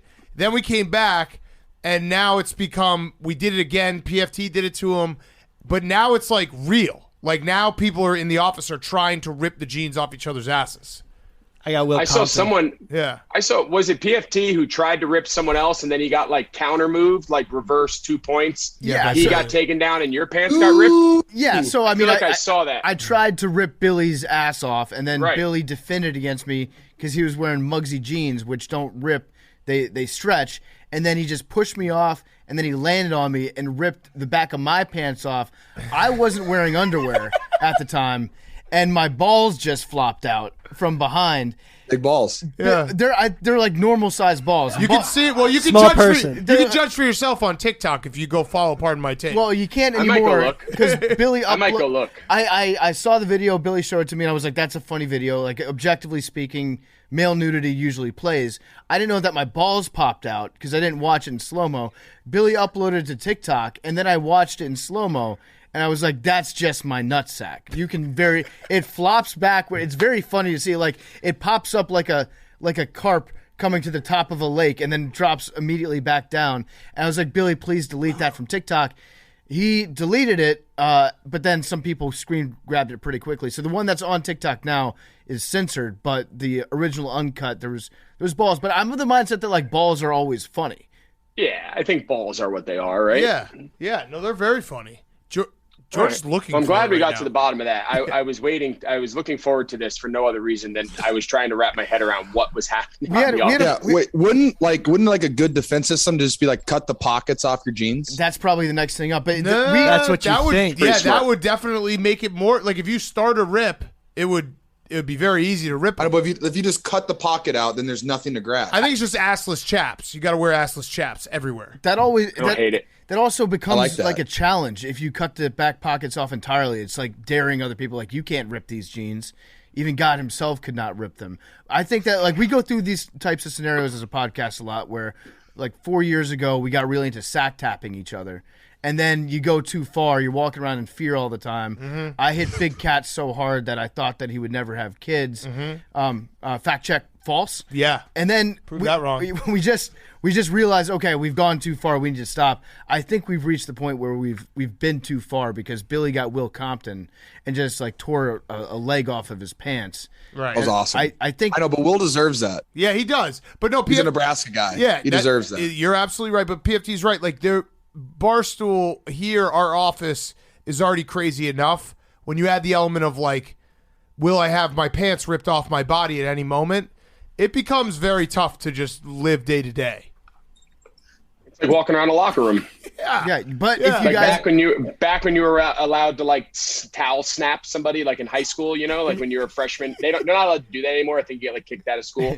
But like when we were growing up, like the young kids would walk around in fear going to the shower because the older seniors would like, you know, make a towel snake and like snap them in the ass. It's like, I get it. I've been there. I think if you guys are looking for something to be instantly viral for TEU, a video of that would be very funny. Like you just absolutely pantsing Johnny Smith or something like that. We just go around and just pull each other's Levi's off. Yeah. Ooh, that wow, works. nice They're a plug. sponsor. They're a sponsor. Nice plug. That was a good plug. Record. Yeah, that Thanks. is. Yeah. So I said it at the beginning, but do you guys think, like, I know that when you started TEU, it was like, hey, tight ends, all of us getting together, teaching each other stuff, like it's a brotherhood. But I feel like tight ends get more respect than any other position at this point. It's become the position in the NFL where it's like if you don't have a great tight end, you're in trouble. Well, yes and no. I mean, I definitely think there's more respect coming our way. But if you look at like the last, or how many Super Bowl winning teams, every team has had like a really, really talented tight end on their team. To George's point, I think part of the evolution of the position has kind of, and what was cool is, when I came in the league, there was a handful of guys, right? There was Gates and there was Witten and there was Gonzalez and, there was a handful of guys, and then everybody else was just kind of run of the mill, give or take. And now, to George's point, almost every prominent team, prominent offense, playoff contender, Super Bowl contender has a legit dude at the position. I think you can see it now in how they're getting paid. I think you can see it now in their production. I mean, you look at George, you look at Kelsey, you look around the league, Mark Andrews. I mean, the Darren Waller. I mean, the production that these guys are having. When I first came in the league, if you wanted to be a top 10 tight end in the league, if you had 500-600 yards, you would be in the top 10. Now you get 500-600 yards, like you're an afterthought. You're a guy that doesn't really get. It's just a completely different world, and I think it's a credit to more people want to play the position because it is a little bit more highly thought of. It's a little more acclaimed. In years past, these bigger guys would go play defense or they'd, get smaller and go play wide receiver. Now guys they grow up wanting to play tight end, and I think we're getting better athletes to play the position, and as a result, more and more guys are entering the league that are capable of doing it. Yeah. But you've got I feel like National Tight End Day over the last couple of years, it's kind of like it's become a look at me thing for you guys, whereas before it was like tight ends, gritty position, almost like the flashier nephew of the fullback. Now it's like you got your own holiday. Like a lot of people are saying like it's become a little too showy. Are you saying that we sold out? I'm not saying that. Other people are telling you? Some would say that. Let's just say, hypothetically, if Billy said that to you guys, what would you say? I'd rip his pants off. Well, but it's who's getting snubbed this year? Because I know that's like who's coming to the tight end U? Because I thought that last year was there a couple guys who were a little hurt that they didn't get the invite. Tebow, yeah, Tebow. Was hurt. Yeah, Tebow. Probably. I mean, I think we're not going to lie. Last year, we totally underbooked. We did not think that we would get as many guys down. I think when me and Greg and Travis first talked about it, our goal was like 20 to 25. And it was like, we're going to have some fun with it. And then next thing we know, we're at 40. And then come like the first day, we're at 49, 50 guys. And yeah, we definitely had to turn some guys away. And that's the whole point of this year is we're trying to make it open to almost everybody. And what weekend is that? June 22nd, 23rd, and 24th. Okay. Very cool. Why don't you guys come? Is there a chance you guys make it down there? So Billy's going to try to get an invite, and I don't think we trust him to go by himself. That's the Barstool Idol week is that week.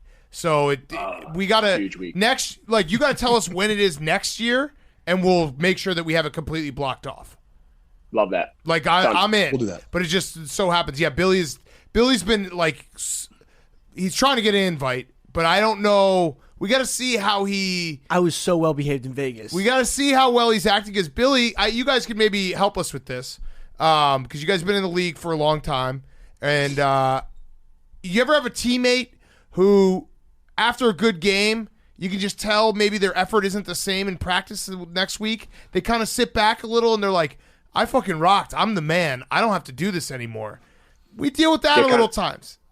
Yeah, like Billy has actually been doing a great job. All compliments to Billy. But every time I do give him a compliment, we usually have like a 4 to 5 day, Billy's going to go get drunk and we won't hear from him. I mean, I'm not going to make you not do that, Billy. That kind of sounds like a fun invite. This is what we're afraid of. Yes. So yeah, some guys want to rest on their laurels. Some guys think they've arrived. Some guys have the number one show on the internet, and they just keep banging away every week and grinding. There's two different types of people, and if Billy can't handle the success, that's going to be a problem. How about this? What we should do is we should say that we will send Billy, but we'll put a chart up on the wall, and he gets a sticker for every good day that he has here. If he it's like a Buckeye. Yeah, exactly, like a helmet sticker on the wall, and he has to collect a certain amount of those to be able to go, and he won't know until like the last week whether or not he'll attend. My kids collect emojis. It's what we do with my kids. Big Cat, you can steal this idea when your kids get older. We do emojis, and we keep track of it in our notes section. So every single time they do something like above and beyond what they're expected to do, like be nice to their sister or whatever they're supposed to do, and they go above and beyond, they get an emoji, and they can pick it whatever emoji they want. And sometimes they pick funny ones and they don't even know it. Like there's like 5 eggplants in my wife's notes section. It's fucking awesome. And then they can cash them in for like prizes or a new whatever. Like they can cash them in. It's almost like fake money kind of thing for deeds. So that's parenting 101 and also a very good idea by you guys. PFT, good call. That's genius. Yeah, we got to do the emojis. So we're gonna keep track of Billy's emojis. If he gets like, I don't know, let's say 15 emojis by the time it comes around, maybe we'll send him. But he has been doing a lot better. It's just one of those situations that like there's a world where Billy was well behaved in Vegas just so that he could go to tight end U. Like you know what I mean? So we just got to be aware of everything with Billy. He's always scheming. So there's a good chance he'll get there. Enough. He's got to earn it. Just wondering, did you guys see my write-up on tight end U from last year? We saw it. Yeah. I mean, I just think I'd be a very good... I didn't love it. I know. Could have been better. I mean, it was all I saw, so if I was there, I'd probably be able to get a better... Just some good coaching points? Yeah, get a better... all I know is if you do come this year, you got to be better than that. I thought your article last year was shit. Yeah, I mean, do you know the title of the article? I blocked it out from my brain. Tight End University, a party school. Oh, wow. Yeah. Okay, so you're not taking them serious. You're putting labels on us. Billy, Yeah, I didn't see the work from the social media output. I saw yoga and shotgunning beers in bathtubs. The shotgunning beer, just so you know, cooler. The shotgunning beers. All this shit does take a lot of money, just for the record. So. Yeah, there is some stuff that we have to do to pay the bills because when guys come in and George throws them a great party in his hometown of Nashville, shit ain't free. So we are very fortunate that we have great partners. We've already gotten 2 of them in very organically, and now I'm going to throw in the 3rd one, not quite as organic, but Charmin, you can see it on George's shirt. They are a presenting sponsor, and if you don't get it, guys, they take care of your tight end. Your backside. I was going to say because you guys have gotten baby shit soft. Yeah, that's pretty soft. Yeah. It goes both ways. I'd say it goes both ways. I think it can depend on which angle you're coming to it from. Oh. But all the sponsors are what makes all of this possible, to host 75 to 100 guys this year and put everybody up in Nashville and bus them around and host events and, rent Vanderbilt and all that. We're fortunate that we have great partners and we get to throw what we think is, of all these positions that host these events, ours is the best. And a big part of that is because we can treat our guys really well because of our partnership dollars, and then everything we don't spend goes to charity. So I also it's a win-win for everybody. I'll say something nice about tight ends. I think that you have the coolest people playing the position in the NFL right now. If you look around, like per capita, tight ends, those are mostly guys that I would want to hang out with. Yeah, I think that's right. Yeah. We actually do want to come next year. We will absolutely make a trip of it and just interview all the tight ends. I have a question for you, Greg, because you're retired, so you can speak on this more. Did you ever have a situation when you were playing that maybe like a star player wanted a new contract or wanted to be traded? How did you deal with that? Yeah, I mean, there was times where I wanted a new contract. I never demanded that a team traded me, but I'm all for that shit. I think everybody should be able to get their money, get what they're paid. And I think, and last year people got crazy when I made that comment. I was actually on here talking about TEU, and I made the comment about tight ends don't get paid enough, and people brought up my contract earnings that I was complaining. Making money in the NFL is not, yes, the money's important and all that.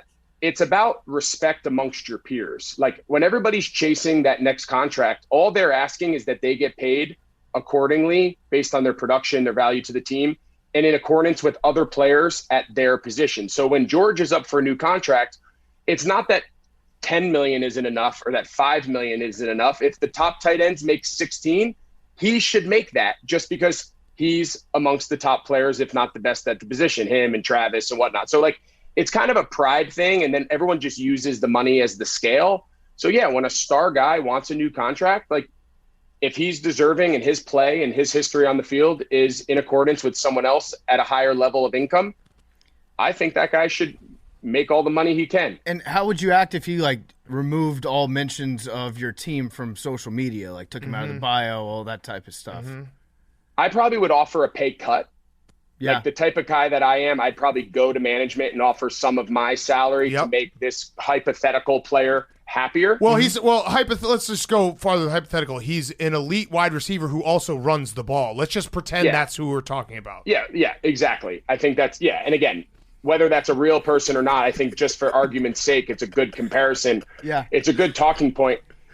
You know, I think if you say you were on the same side of the ball. Yes. Right? Say you're on the same side of the ball, just to further the conversation even deeper. I think it's what you're obligated to do, especially if you happen to have a young quarterback potentially coming into the role. Right. But some guys are just built different than others. Yeah. And as a tight end that would be on that side, it's like you're responsible and you take a lot of pride in your blocking. So a lot of those holes that are opening up are also because of the work that you're putting in on there. So how do you weigh, okay, I deserve this much money, which I may have just been paid on new contract, versus how much do I want to pay to my teammate to keep him around? Right. Give up. This is a great hypothetical, boys. Yeah. Well, it's just we're throwing up. It's called using your imagination. Yeah. But I like the idea that like if you're a really good teammate and a really good, you're a tight end brotherhood, you should give up some of your money for this other guy. Even though he's not a tight end? No, right. But that's especially because he's not a tight end. Kind of plays like a tight end. Yeah, we bridge the gap between positions. Olive branch. Like Hank, for example, gave up a lot of his salary to keep us happy here. Mm-hmm. So we think of ourselves as more than a team, really a family. Right. Is Hank there too? No, he's our boss now. He's upstairs. He's closing deals. Yeah. No, I'm not. You're laughing. He's wearing a suit. He literally comes in every day. He commutes. He's like, think of like the most quintessential New York scene, hustle and bustle, a bunch of suits walking down the street. Hank is just one of those guys in the rat race. That's what he does every day. He's got a Bluetooth earpiece now, too. Yeah. All right, I had one last question for you guys. Tight end U, coming up. We're going to be there next year. I'm putting a guarantee on this, okay? We're going to be there next year. We just need the dates beforehand. We'll come. We'll even teach a class. You want us to teach a class? How about we'll teach a class on what to say and not say about Deebo Samuel's contract situation on a podcast, okay? Do you have any tips right now? What would you say? I would say what would you say? I would say I love Deebo so much I'll play for free so he can be on my team. Okay. You would say that? I would personally say I love Deebo so much wherever he goes, I go. Yeah, I'd play in the NFL right now for free. How come you guys didn't give up any money for the Caller Daddy girls to stay at Barstool? Oh, we did. Yeah. We actually did. You did. guys gave up your money? More than money. All of it. Our you gave up your pride, everything. money. Yep. They own Sophia with an F owns Pardon My Take. I don't think you knew that. We got to do an ad break. If you're having any issues doing the Gluck Gluck 9000, try For Him's throat numbing spray. Use promo code Gluck for 20% off. All right, sorry about that. Back to you guys. All right, actually, Hank. The truth is, Hank fired him. Yeah, Hank fired. He's just cutting everyone over here. He's actually be careful, Greg, because Hank has enough power now that he'll cut your podcast, even though you don't even work for us. I don't love that. Yeah. Hey, Big Cat, does your kid play any youth sports that you want to be a guest? He's 2.5. We played soccer last summer, and he just chased pigeons around. Can he use both feet? No, he just picks the ball up and then so he's the goalie. There was, you know what it was? The problem was there was this one kid who would always come late and the kid's mom would bring fruit snacks. So like the kid would show up, my son would be like kind of in it for, it's fucking 2-year-old soccer, whatever. He'd be like kind of like following along for like 10 minutes. Then this kid would come with the mom and the fruit snacks and it would just be over. He'd just be like, all right, it's fruit snack time. And it's just like the next 30 minutes was just, there was nothing left. So I got to cover that. Yeah. We covered that on our last episode, how to prevent distraction at practice. Yes. I feel like you could be a nice guest on it when we do a follow-up to that. to that episode. Yeah, tell that mom to fucking keep her fruit Tell snacks the mom at to home. stay. She's got to stay in the car. Yeah. All right. So my last question. It's a Roback question. RHOBACK. Use code TAKE for 20% off your first purchase. Okay. Real question for both of you. You can start, Greg. Tight end U has been awesome. What is this, year 3? 2. Tell me what it looks like year 10. Are you guys, someone told me that you guys are basically doing this so you can become their agents and make billions. Is that true? Listen, I wish. That's Greg's goal. Yeah, that is not my goal. I think the ultimate end game for this, I think if we could dream up a scenario where this would grow is obviously right now we're focused on servicing the professional levels, whether that's an undrafted rookie to perennial Pro Bowlers with George and Travis and everybody in between, right? So I think this year will take us, 75, give or take, guys at the professional level. I think now, especially with NIL, an opportunity with younger amateur players to now come around and be around events that are driven by sponsors and partnerships. I think if we could bring in and grow both the college and then beneath that, like a youth component and make TEU like more of like a track where we can get our hands on, guys that are coming up through the ranks at tight end that are playing high school ball. We can get involved with them, coach them, almost like a Manning passing academy type thing. Then have them back through their college careers. And then, of course, for those who make it, have guys and like whoever that first like lifer is, the kid who came in high school, college, and pro, maybe one day that happens. Like, I think there is a larger play at this. We run this as a nonprofit. The money that takes to run from all the sponsors and whatnot pays for the event. And then everything else, Boys and Girls Club, we partnership with Bridgestone on a camp and donate to a lot of Nashville area charities. So like, everything else goes to nonprofit. So I think it's just our way of being around the guys, hanging out with the guys, and passing the torch, right? Continuing to build the position and get some of the best minds in the game together. And hopefully one day that trickles down to the younger class of high school kids who want to come learn from the best guys in the world at what we do. And if in 10 years we were at that level, I think TEU would be a really special summer event that everyone kind of marked their calendars with. That's awesome. All right. Yeah, go ahead, George. Just on top of that, like connecting the high school players, the NFL players, and then between one of the cool things we're doing this year too, we're bringing back NFL legends. And so and I can kind of just be I don't know, not a safety net, but just a connection for every single tight end in the NFL and high school and college. I would just be really fun for all those guys just to learn and really vibe together, honestly. I love it. Billy's got his hand up. He's had his hand up for the last 30 minutes, so we're going to call on Billy here. I was just wondering, serious question. Have you been, trying to create something for tight ends much like the Manning Passing Academy or one of these? I think you just said that. That's what that is. I think they literally compared it to the Manning. We just said that. Yeah. Billy, that's not an emoji. That's not a gold star. No, we're taking an emoji away. Down I think one. what happened was just to translate, Billy had his question before you answered yours, both of you guys. So he had his hand raised, and he wasn't listening because he was like, I have something I have to say. And then you guys answered that. You got to be able to multitask. Have you ever been in a relationship? You're going to get yelled at that a lot. Let's get a headline grab real quick. Get some buzz going for TEU. George, do you want to play football until you're 40 years old? If my body allows me, I'd love to. Okay. Greg, do you want to call games as the Fox broadcast a game for the next 20 years? Yes. Oh, wow. So Tom Brady, watch out, bro. Not a good mentor. Wow. Yeah. Mentor. Can you do the Ryan Tannehill with Tom Brady? I was just going to say, I'm like Tannehill. It's not my job. It should be. You're not a good teammate. Yeah. I was literally just going to say the same thing. I'm like Tannehill when he got bashed for saying that he was going to look after his own job before he taught his guy who was going to steal his job. Yeah, how would that work for you guys? Did anybody mentor you when you got? I guess that's what TEU is for, right?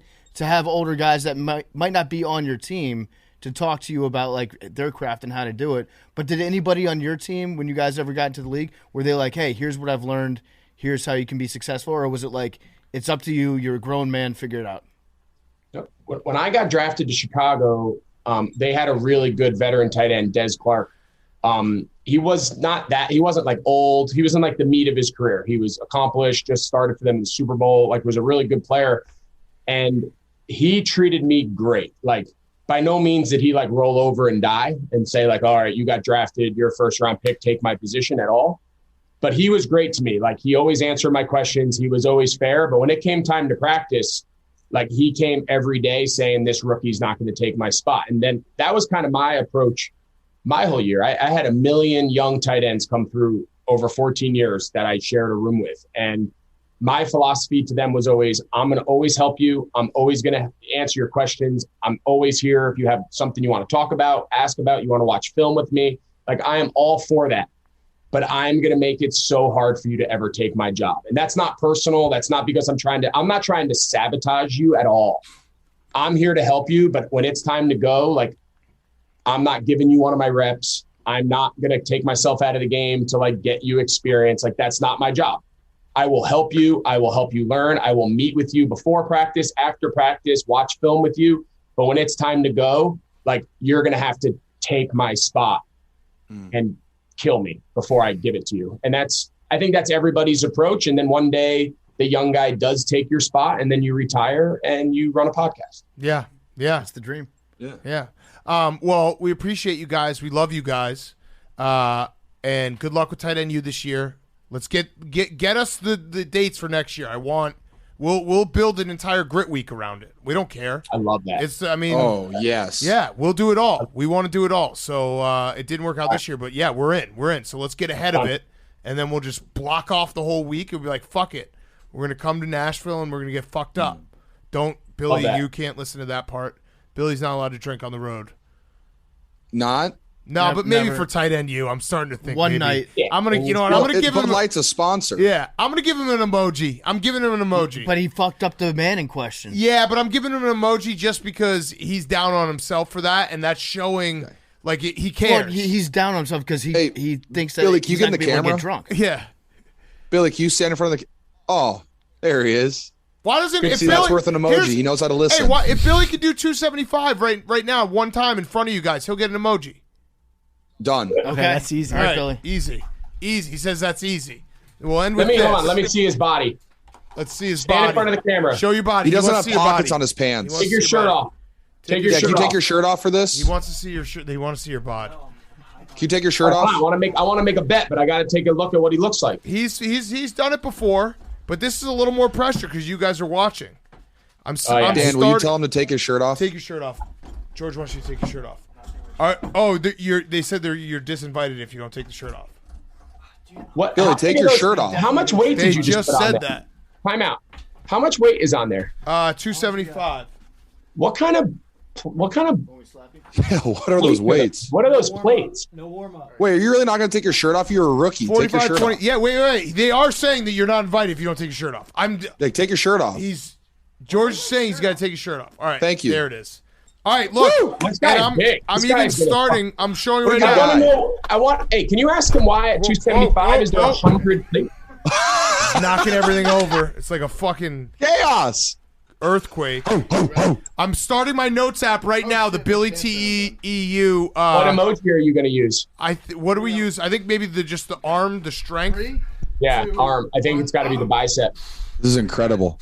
All right, Billy. Wide grip. He's got a wide grip. He got it. He got it. Way to go. Arm. Wow. Emoji. The guy did it. Okay, Billy gets you get an emoji. You just pop a peck? I'm giving him, look, I just gave him one strength emoji. Look at that, Billy. I think you have to have 15 emojis on me and PFT's phone individually. So 30 Did you just total. pop a peck? Yes, okay. No, we want you to earn it. Yeah, we want you to earn it. You know how much more you're going to enjoy this if you earn it? Big Cat. Yeah. Big Cat. Ask him if he just popped his peck. Did you just pop your peck? No, he's fine. He's crying about it. He's got like a little sore shoulder. This happens every day. Yeah, he'll be fine. Good job, Billy. He's like Big Ben. He just like every injury, like, this hurts. I don't like the way he's holding his shoulder. He's fine. Trust me, I've seen this a million times. That would be so funny if he Can got we talk about why you guys have so many plates on for 275? What kind of plates are those? These are bumpers. 45, 25, 35, 10s. That's the most ridiculous way to get to 275 I've ever heard. Yeah, we don't have enough 45. That's all the weights that we have. Yeah, so we were doing Max Tuesdays, but then we ran out of weights. And so it's just kind of like, I guess we just I guess we benched all the weight in the world. Yeah. You can't get any Thank stronger. God you don't have more. This guy's pec would shred off. Oh, he's hurt. He's hurt. Fine. All right. He's fine. Oh, I'm going to call it right now. He's hurt. I can see it in his eyes. He's hurt, not injured. He's saying he had no warm-up, so he's hurt. I've seen guys get hurt before. His face looks hurt. No, he's playing tough, but yeah, I think he's hurt. He's got resting hurt face. He's hurt. Yeah. I'm going to actually give him, you know what? Because he's hurt, I'm going to give him the hospital emoji, too. So he's got 2 on my book. That's 2. Good job, Billy. All right, boys. Thank you so much. We appreciate it. Good luck at TEU, and we'll talk soon. All right, guys. Yes, sir. Thank you, guys. Bye, guys. Thanks. Good job, Billy. That was the Gregs. Next up, we've got Bo Pelini with Bo Knows Ball. Before we get to Bo, I want to talk to you about our good friends at HelloFresh. They deliver pre-portioned ingredients to your door so you get convenience without skimping on quality. Skip the trip to the grocery store and don't waste money on excess food.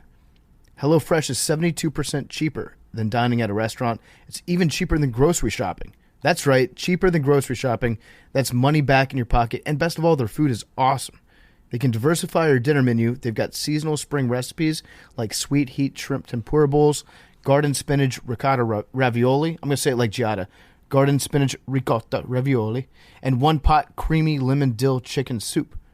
Pick your favorites from 50 different weekly options and skip weeks when you need to. You can change your delivery date. If you go on vacation, let them know. Not a problem at all. You can update your preferences all in the HelloFresh app. It's delicious food. It's easy to make. It's healthy. It's tasty. 6-pack summer. Get some HelloFresh. They'll be your guiding light all the way into having that shredded ab that you've been dreaming about. We love HelloFresh. They save you time. They've got great recipes. They make cooking easy and fast. Go to HelloFresh.com/PMT16. Use code PMT16 for up to 16 free meals and 3 free gifts. That's up to 16 free meals. That's a lot of meals and 3 free gifts. Go to HelloFresh.com/PMT16. And now here is our good friend, Bo Pelini.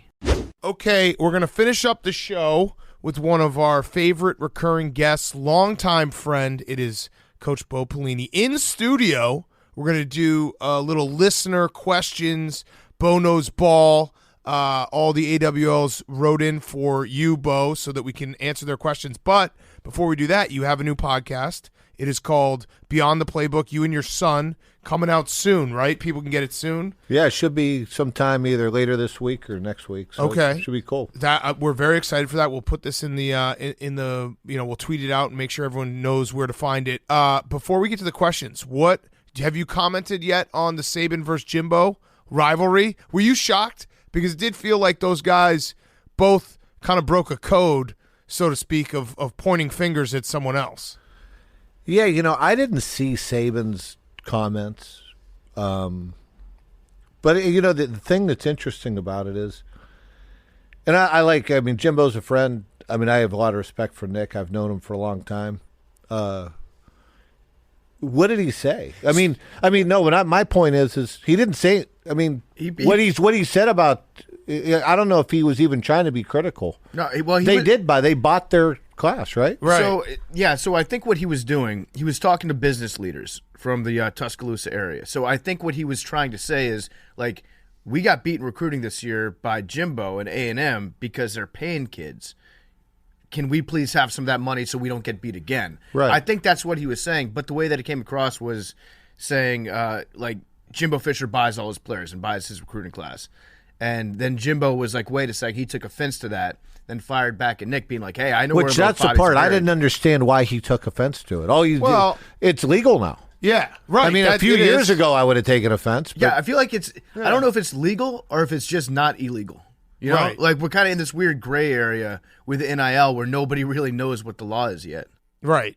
Well, you can pay kids. Right. Or you can guarantee them money.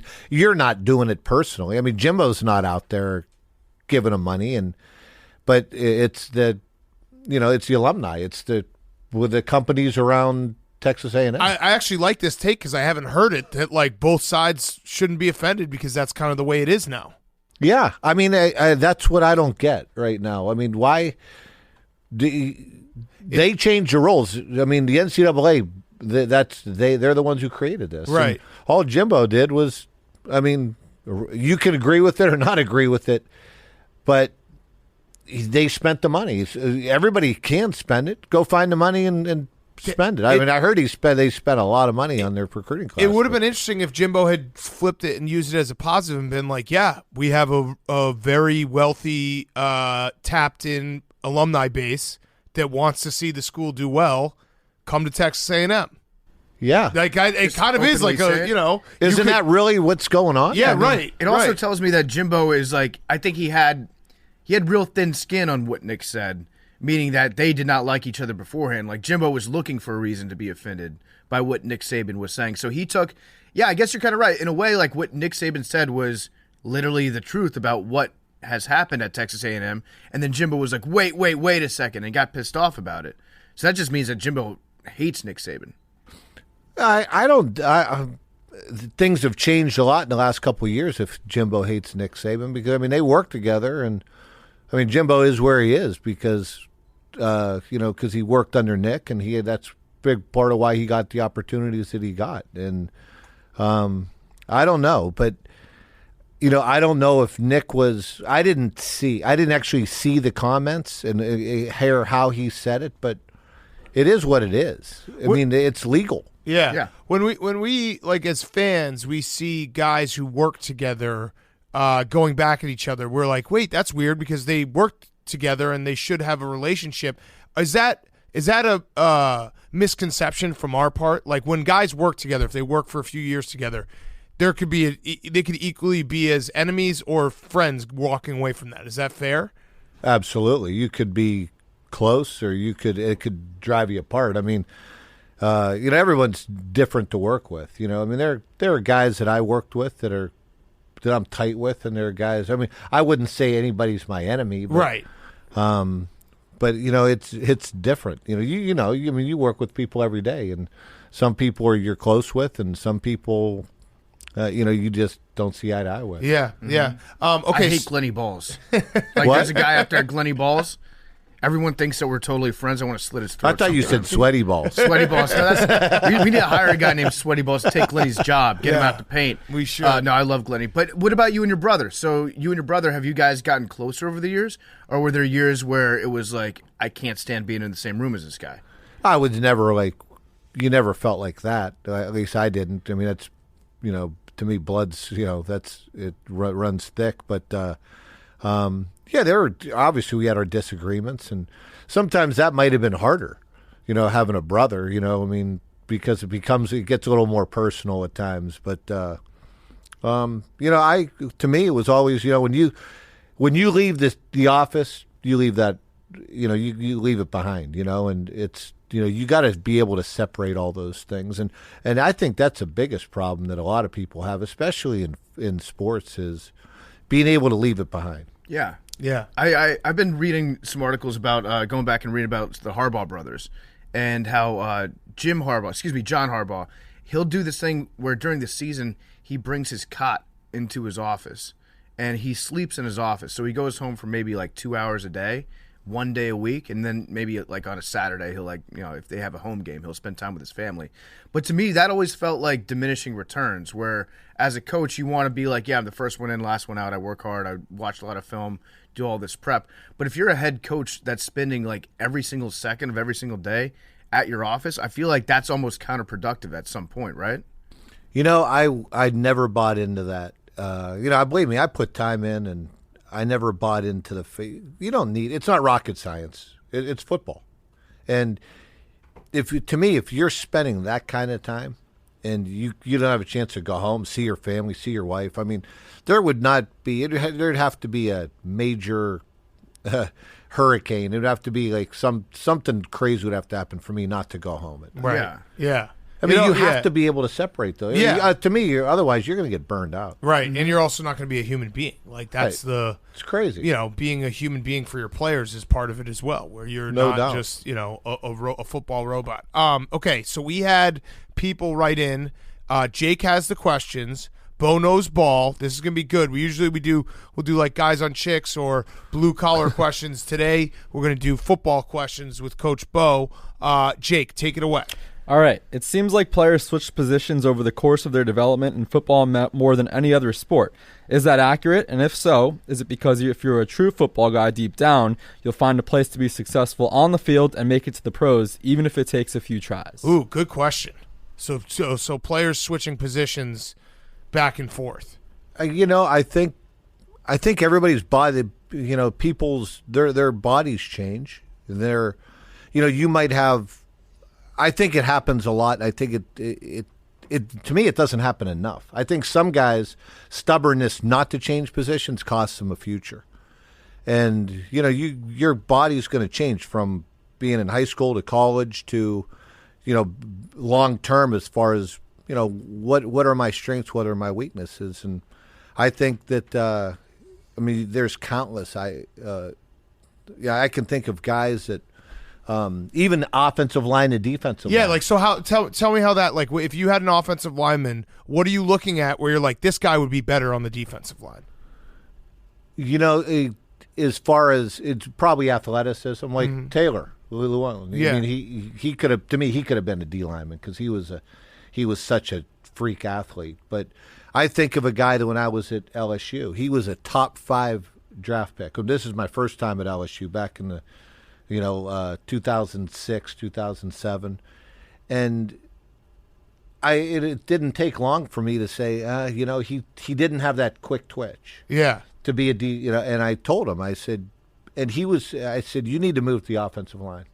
And he looked at me like, God, I was top 5 player in the country, and I said, you're going to be a good defensive lineman. You'll play and you're going to contribute. But I said, if you want to make $1 gazillion, you should go to the offense. And did he switch? He ended up switching. And who was that? He didn't. Joe Barksdale. Okay. Yeah. And he didn't switch right away. I think he waited till like maybe a year after, just after I left, and I went to Nebraska. And he switched over and he ended up playing in the NFL for a while. But he would have been a good defensive lineman. But I said, you're going to be a phenomenal offensive lineman. Yeah. And what about when it comes to like wide receivers versus cornerbacks? Is it just a matter of like, if you can't catch, then go play defense? What are you trying to say? Defensive guys can't catch? That's fucked up. I mean, is it true? I feel like it's true for the most part, right? No. Like if you got that great of hands, let's say that you found a cornerback that had the greatest hands that you've ever seen playing football, you'd probably find a way to put him on offense every now and again, right? Yeah, I think so. But I also, there's a bit of a misconception that's a totally different skill set to play wide receiver and play DB. It's also, I feel like there's been a transition recently where it used to be cornerbacks have similar skill sets off wide receivers, but they might be maybe not have the height that wide receivers have. It feels like now teams are going after taller corners. You'll see like 6'2", 6'3" corners where you maybe wouldn't see that back in the day, where it was more like the guys that are 5'11" are playing cornerback, and then you get your 6'3" guys at wide receiver. Yeah. Is that fair? Because it does That's feel the way like it used to cornerback. be. Yeah, it's changed now. I mean, but everyone's a little bit different, obviously, but I don't. It's totally different. You take a guy. I mean, I've had guys that I thought would be great, wideouts that I thought would be great corners, and I put them over there and gave them a look, and they can't figure it out, and vice versa. Yeah, you have to like enjoy contact a little bit too. You have to enjoy contact, but it's more of a reactive position. I mean, obviously wide out, what you're doing. When you're a DB, you're playing reactive, and that's a totally different skill set. And you're playing. You're not going this way all the time. You're backpedaling. It's just different. Some guys can make the transition. Some guys can't. Did you ever recruit a guy on campus and you thought maybe he'd be a quarterback, and it's pretty apparent after like the first year that he should move to wide receiver, but he resists moving to wide receiver, and because he resists for so long because he wants to be the quarterback, then his development at receiver gets stunted. Next thing you know, he doesn't get into any games, and then he spends the rest of his life being like, I should have been a college quarterback. Oh, it happens all the time. Yeah. I bet you go across the country and you see that a ton. Mm-hmm. That guys and I think part of that happens is because people aren't honest. I was always honest with the kids. If I thought a kid was going to move, I was going to tell them. Right. Or I was going to say, hey, this is a possibility. And I'd be honest with them from day one. But, some people, they're just going to try to get them to sign on the dotted line and get them and then move them around after. But it does, and that never works well. Right. Where a guy thinks he's like, oh, I'm a quarterback, and then you're like, hey, dude, you're a wide receiver, special teams player. He's like, no, I'm not. Yeah, no doubt. Right. We know a guy like that. Yeah, we know a guy who he usually sits in that seat. Actually, he's not here right now. I don't know if you've met Billy Football. No, I got to tell you, Billy Football was he came with us to the bocce tournament. And we told him, I remember him. We told him to watch the car, and then when we came back, he was blackout drunk. So that's Billy Football. I had a kid when I was at Nebraska who was a good wide receiver. Wasn't great. He was 6'4", and we had some injuries, and I moved him to corner on a Monday and started him on Saturday. Jeez. And he knew nothing. I mean, nothing. All he knew how to do was I said, don't try to teach him all these things. Just teach him to play press. Just tell him to get up, and he's not allowed to play off. He just got to. And this was like the first time he'd ever played corner in his life, and he went and started against Ohio State and made an interception. And he ended up playing in the NFL for a few years. Wow, holy shit! Damn. Stanley Jean-Baptiste. Wow. Yeah, look it up. I remember that name. Yeah. Wow, that's a hell of a story. All right, Jake, that was a good first question. What do we got next? Bo, what makes a guy a dude on the field / weight room, and what would make a guy a dude at the office? Steve from Tampa. All right, say that again. How does a guy become a dude? Yeah. And does it translate from on? So basically he's asking like, what does it mean to be a dude on the football field? And if we were to translate that to the office workplace, what would become a dude? So you do football field, maybe we'll fill in office. I think on the foot, guy to me, it's kids are tough. I mean, who really roll up their sleeves and go to work every day and don't. I mean, that's what it takes to be a dude on the football field. Who's going to stay? Who's going to be who he is? I mean, who's dependable? You don't have to worry about him. He's not going to be, grabbing his hamstring and trying to duck out of practice. Not trying to be that kind of guy. He's a guy that's going to show up every day, put a good day's work in, and be that guy. Can you tell a dude right away, like when you're watching your football team and you're looking at everyone, you're like, all right, here are the 5 to 6 guys that I just know. Oh, yeah. Maybe not the best athletes, but the guys that you're like, I can depend on them, and they're, everyone will respect them and just the way they carry themselves. Absolutely. And most of the time, to me, you can see that when you're watching the film, when you're either recruiting a kid or you're watching the film for the draft, you can tell who those guys are. Or you have a pretty good idea who those guys are. Yeah. And who's not. Yeah. I'd say in the office, I don't know what would be a dude. I would say, like, if you get chewed out by your boss, let's say you have like a group assignment, you get chewed out by your boss for something that your coworker did wrong, and you keep your mouth shut and you don't say to them, no, it was actually that person's fault. If you just take that ass chewing, then the person whose fault that it really was will see that and they're like, I got this guy's back for the rest of my life.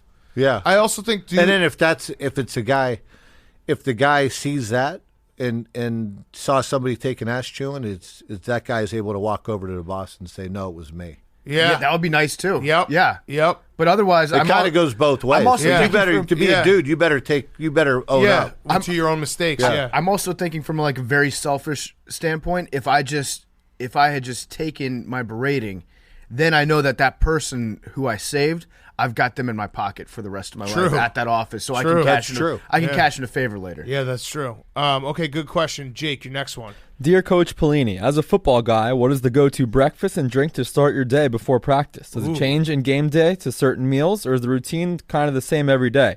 I'd like to think you'd be a morning chili or maybe a waffles kind of guy. Chili. Why not both? Get that piss hot. Chili on the waffles. Yeah. I kind of ate. I didn't really give a shit what time we were playing. I pretty much ate the same thing before every game. Which was some meat, obviously some steak or something like that. Obviously, kind of what the players did. Yeah, some steak, a little bit of pasta, and that's about it. I wasn't a big eater before games. But I was going to have some spaghetti, and I was going to have a little bit of meat that was going to carry me through all day. Get the protein going. What'd you have before the 2017 national championship game against JMU? Same, but probably exactly the same thing. That's what I ate before every game. I'm a creature of habit and kind of have my what do you call it? I'm superstitious in some way. What about in the morning, like a regular Tuesday morning? Is it coffee right away? I eat oatmeal and that's it. That's it. No coffee? I have a little bit of. I probably have a coffee sometimes. Okay, oatmeal and coffee. I want to start doing that. So you're not one of the coaches that just pounds caffeine all the time. Like no. Coach O, he drinks like or our guy Dana, 17 Red Bulls a day. Yeah, the Dana, two of them Coach, take down a keg Coach of stuff. Holgerson, he's just Red Bulls all day. Yeah, I couldn't remember it. He drank Red Bulls all day. I couldn't remember. Yeah, maybe Monster. Yeah, he had to. I think he said he had to curtail the Red Bull intake after he got up to about 12 a day. Yeah. But Dana's probably still around. Oh there. yeah, he doesn't. He just goes. Well, Dana doesn't sleep. Yeah, correct. Yeah, so he just drinks Red Bull all day. Yeah, but I got to tell you, if I let myself, I mean, I love Coca-Cola, like regular Coke, like the old Coke Classic. Mm-hmm. I mean, if I let myself, I'd drink 15 a day. But yeah, this football guy to know that you got to stop yourself. Yeah, I mean, I just like the taste of it. I mean, out of caffeine, I'm sure that's part of it. Yeah, definitely. All the sugar. Yeah, but I don't, the Red Bull and all that, the Monsters, all that shit. I won't drink that stuff. I don't like that. Okay. Next. Do you guys like that? I just do coffee all day. Yeah. I look at Red Bull like it's medicine, where I don't really like the taste, but I don't really care about the taste. I just know that I have to take it and I'll stay awake. Well, I'll do Red Bull like when we record late at night. I'll do a Red Bull because it always feels like silly to have a coffee at 10 p.m. even though I'm doing the same thing with the Red Bull. I don't know why, but that's cold. The only time. Yeah, but I'm like probably 4 or 5 cups of coffee a day. Wow. A lot of people I know drink.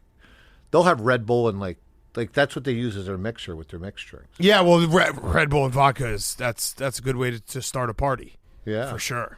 Yeah. I mean, you would be wired, wouldn't you? Oh, yeah. Your upper and your downer. Oh, yeah. You keep the party going all day. All in one. It's basically like a classy Four Loko. That's what Four Loko tried to accomplish. Yeah. But they flew too close to the sun. Red Bull vodka is a good way if you're out at a bar and you're like, you find yourself dragging, like maybe it's like 10, 11 o'clock. Quick one of those and you're back. That's what you got to do. There you go. Yeah. All right. Next question. Do you have to play on real grass to be considered a true football guy? Ooh. Absolutely. At some point, you have to. At some point. Yeah. You got to, at some point, I mean, right? I mean, yeah. At some point, you got to be, the camera has to go and you got to have a grass sticking out of your face. Yeah. Or like, imagine being a kid growing up playing sports and you never come home with a grass stain on your jersey. It's crazy. That's part of the deal. Yeah. Oh, yeah. I mean, you got a lot of kids. Like, I was just watching a baseball game the other day. I went to see my nephew play, and it was in Columbus. And these high school kids, they're playing on, like, the infield was field turf. Yeah, right. I was like, what the fuck is this? Yeah. And it was like... Baseball on field turf makes no sense. We didn't even have grass. We just played, it was just like those, you remember the old... it was like all dirt. Some rocks that just showed up out of nowhere out there too. It's like, don't slide into second because your knee's going to get skinned up. Do you like, though, as a football coach, knowing field turf, like at least you don't have to, it's like one less variable? Do you appreciate that? Oh, for sure. I mean, but, but you got to, at some point, you got to have, there has to be some grass. I agree. Yeah. I agree. I like the grass fields. With field turf, you can't grow the field turf out to slow down a faster opponent. True. I've always wondered about that too, because I wonder if they could do like different pellets, those rubber pellets, the slower ones, bigger pellets. Yeah. Like Notre Dame used to grow their grass out if they'd be playing like USC or something like that. They'd be like, okay, they're much faster than us. But I always thought like that would slow your defense down too, right? Yeah. Like, doesn't it go Everyone both ways? gets slower, so the fast guys still are faster. Yeah. Yeah, I think it's kind of all bullshit, to be honest with you. It's a mind game. Yeah. The better team is going to win. The football team is going to win. Yeah. I had a kid when I'm not going to tell you where because I did coach this kid. There was a kid that couldn't figure out why. Well, we had a field turf. We were playing on field turf, and he said, I don't understand this. I always see them water, because they would water the field turf to get the the rubber pellets just kind of sink in and spread and stuff. And he was like, I see people all the time watering. I never see anybody cutting it. It's Will Compton. Yeah, it's Will Compton. That was Will Compton, right? It was Will Compton. Yeah, it was Will.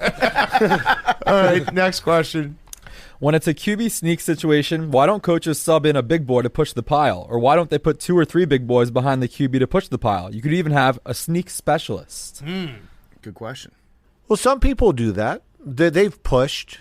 They get those big fat guys. I mean, I don't know whether they like get linemen and stuff, but they'll get in like where they're like 2 yards behind the quarterback. But that's one thing that I don't think a lot of people practice enough. Yeah, and it's crazy too because I don't understand how teams don't practice it more.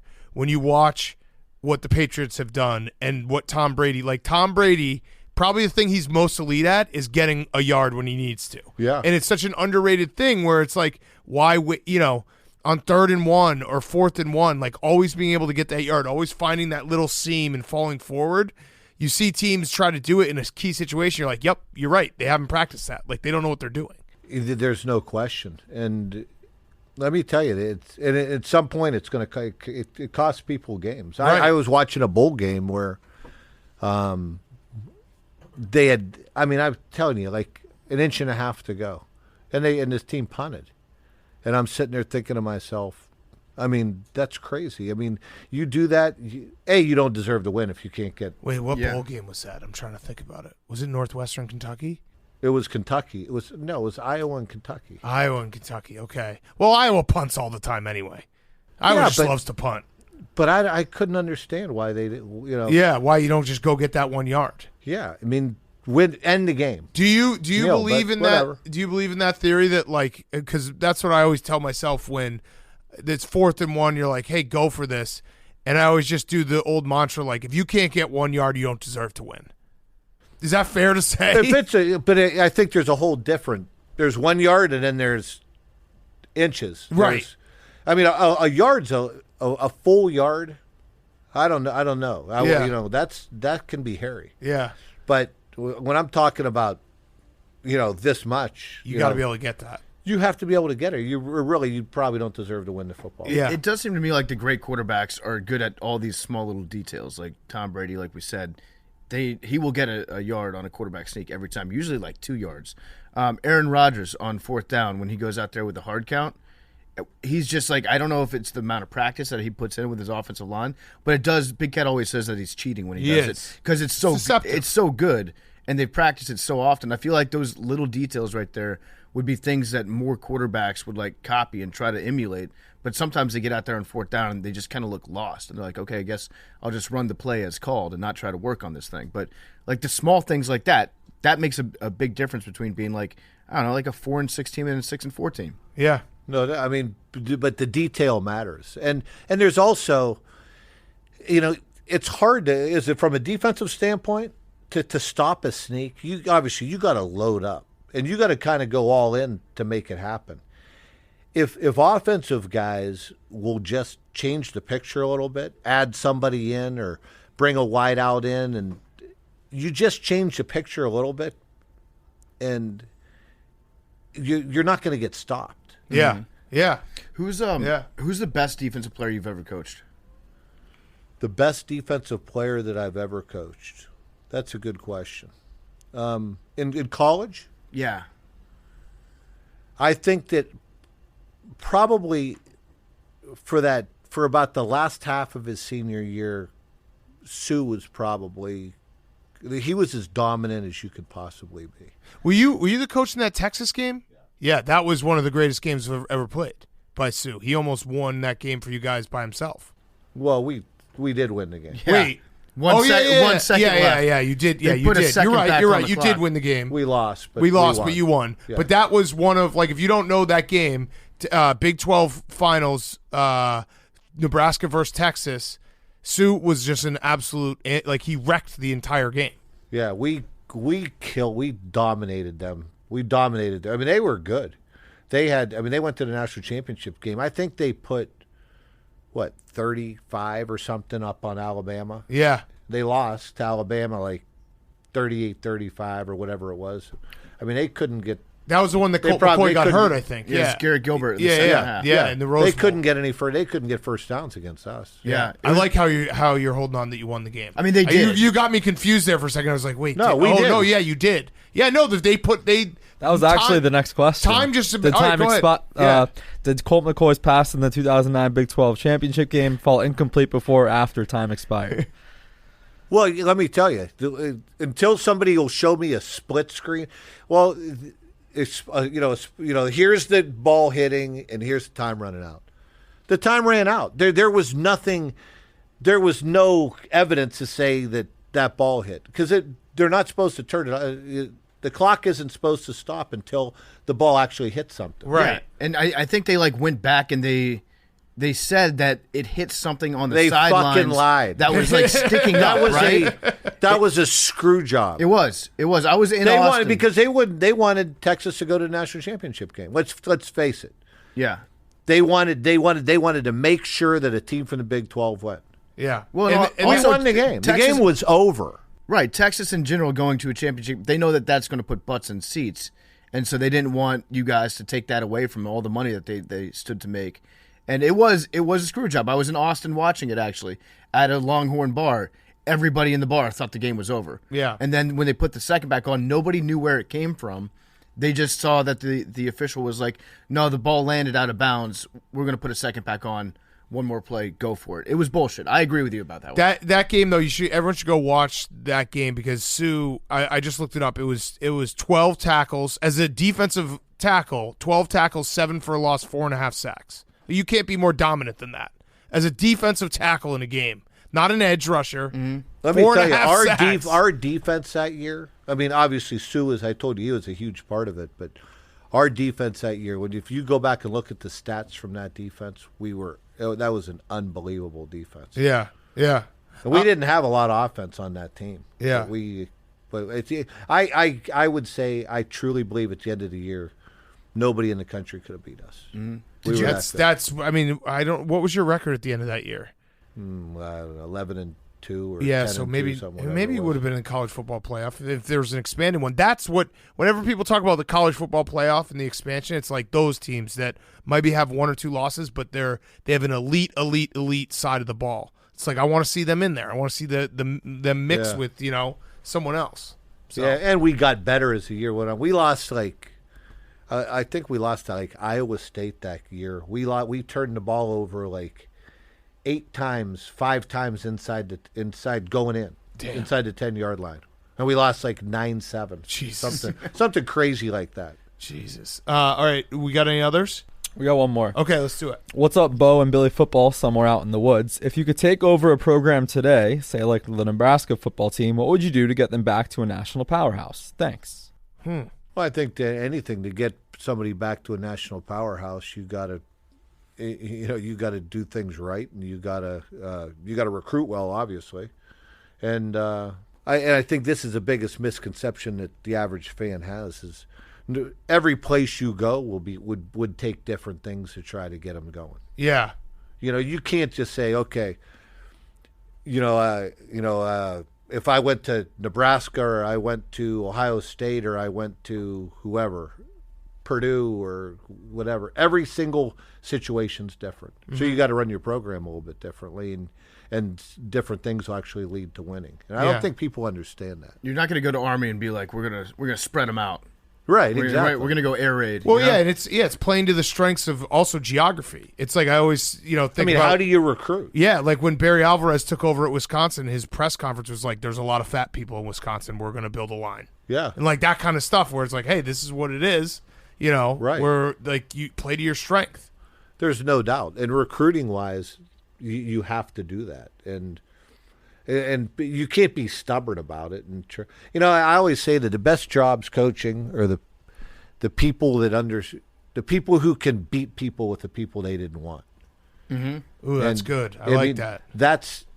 I don't think people understand that. Like if you got to go in and 5 or 6 weeks out of the year, you're going to go in and you're not going to have the best players, but you got to figure out other ways to win. There's the little things, the detail, the the big culture part of things. And I think that's part of college football now that's going to be missing. Yeah. With the transfer portal and all the other bullshit that's going on, it's getting harder and harder for those teams that aren't the elite in elite recruiting places to develop a culture that's good enough to beat those, to beat the teams that really have recruiting advantages. Now, the debate has had a lot, and I'd love to hear your take. What is the best job in America? What, and you can tackle it from any perspective, but let's just say, what's the best job in terms of the recruiting base and, you go there and you should win a national title? Obviously, I think Alabama's up there. I think that there's not one, but I think there's probably, 4, 5, or 6. Usually people say Ohio State, yes. Georgia, Alabama, or LSU. Alabama, yes, but also that's a lot of Saban. And then they'll throw in USC because of, the talent on the West Coast, and they are the West Coast team. I'm trying to think. Texas always gets mentioned, but now Texas obviously has to deal with Texas A&M, and there's a lot of, Oklahoma's done well.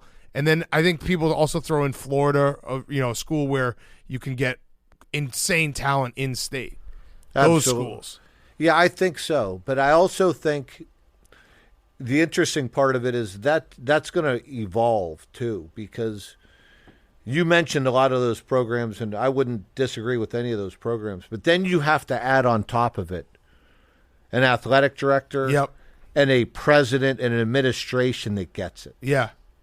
To allow you to take advantage of the things that, let's face it, that's one of the reasons why Alabama, obviously Nick Saban's a great coach, always has been, and he does a great job. But their administration, allowing him to do things the way they have to be done, and that goes a long way. Yeah. And there are places where the administration gets in the way and they screw it up. That's actually, I would say, the there's a lot of reasons, and we could do a whole podcast about it, but one of the biggest reasons there's been such a big gap open between Oklahoma and Texas is the administration at Oklahoma seemingly being strong throughout everything, always having their coaches back, that seamless transition they had, and that, from Stoops to Lincoln Riley to now going to the next guy, Venables, they'll probably be just fine, and Texas has a carousel going on ever since Mac Brown left. Yeah, there's reasons why things are turning over all the time. Yeah. I don't know everything that goes on at Texas, but there's something missing for that. There's something missing somewhere. Yeah. They've got all these boosters who all think that they control the program by themselves. So you've got guys with names on all the buildings on campuses, and they all think that they're the most important person in the football program at Texas. And there's no strong administration to rein them in and keep them in check and go one-on-one with the coach. That's what Mac Brown was actually probably the best at, even in the years where he started to tail off. He's a great handshaker. He'll go out, he'll talk to anybody.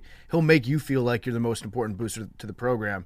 And the guys they got after him are not like that at all, so it creates a lot of strife.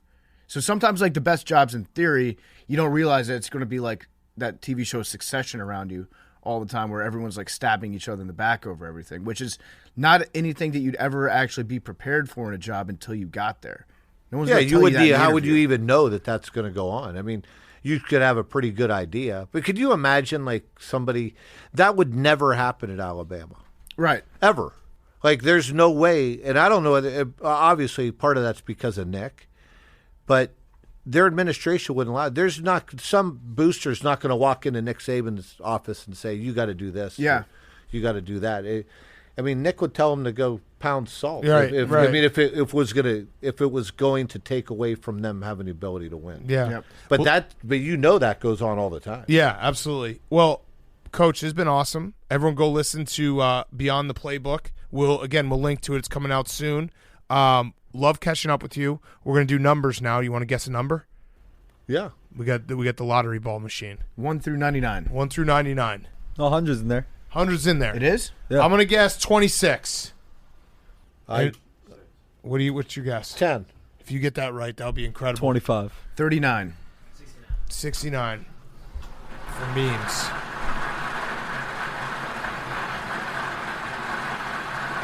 Oh, boy.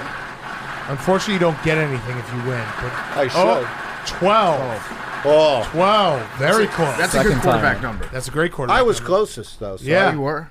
So you win satisfaction. What do I win? Satisfaction. Congratulations. That's a crock of shit. All right. Thanks, Coach. We appreciate it. All right, fellas.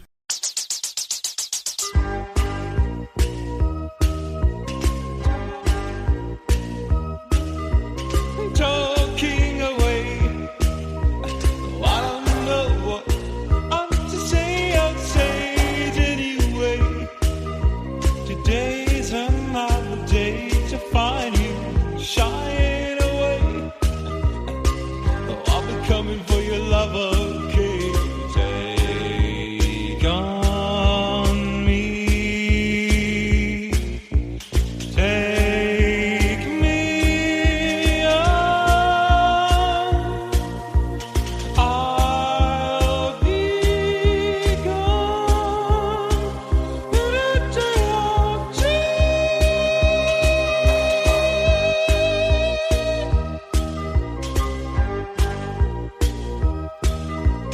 Needless to say, I'm on sentence, but I'll be stolen away.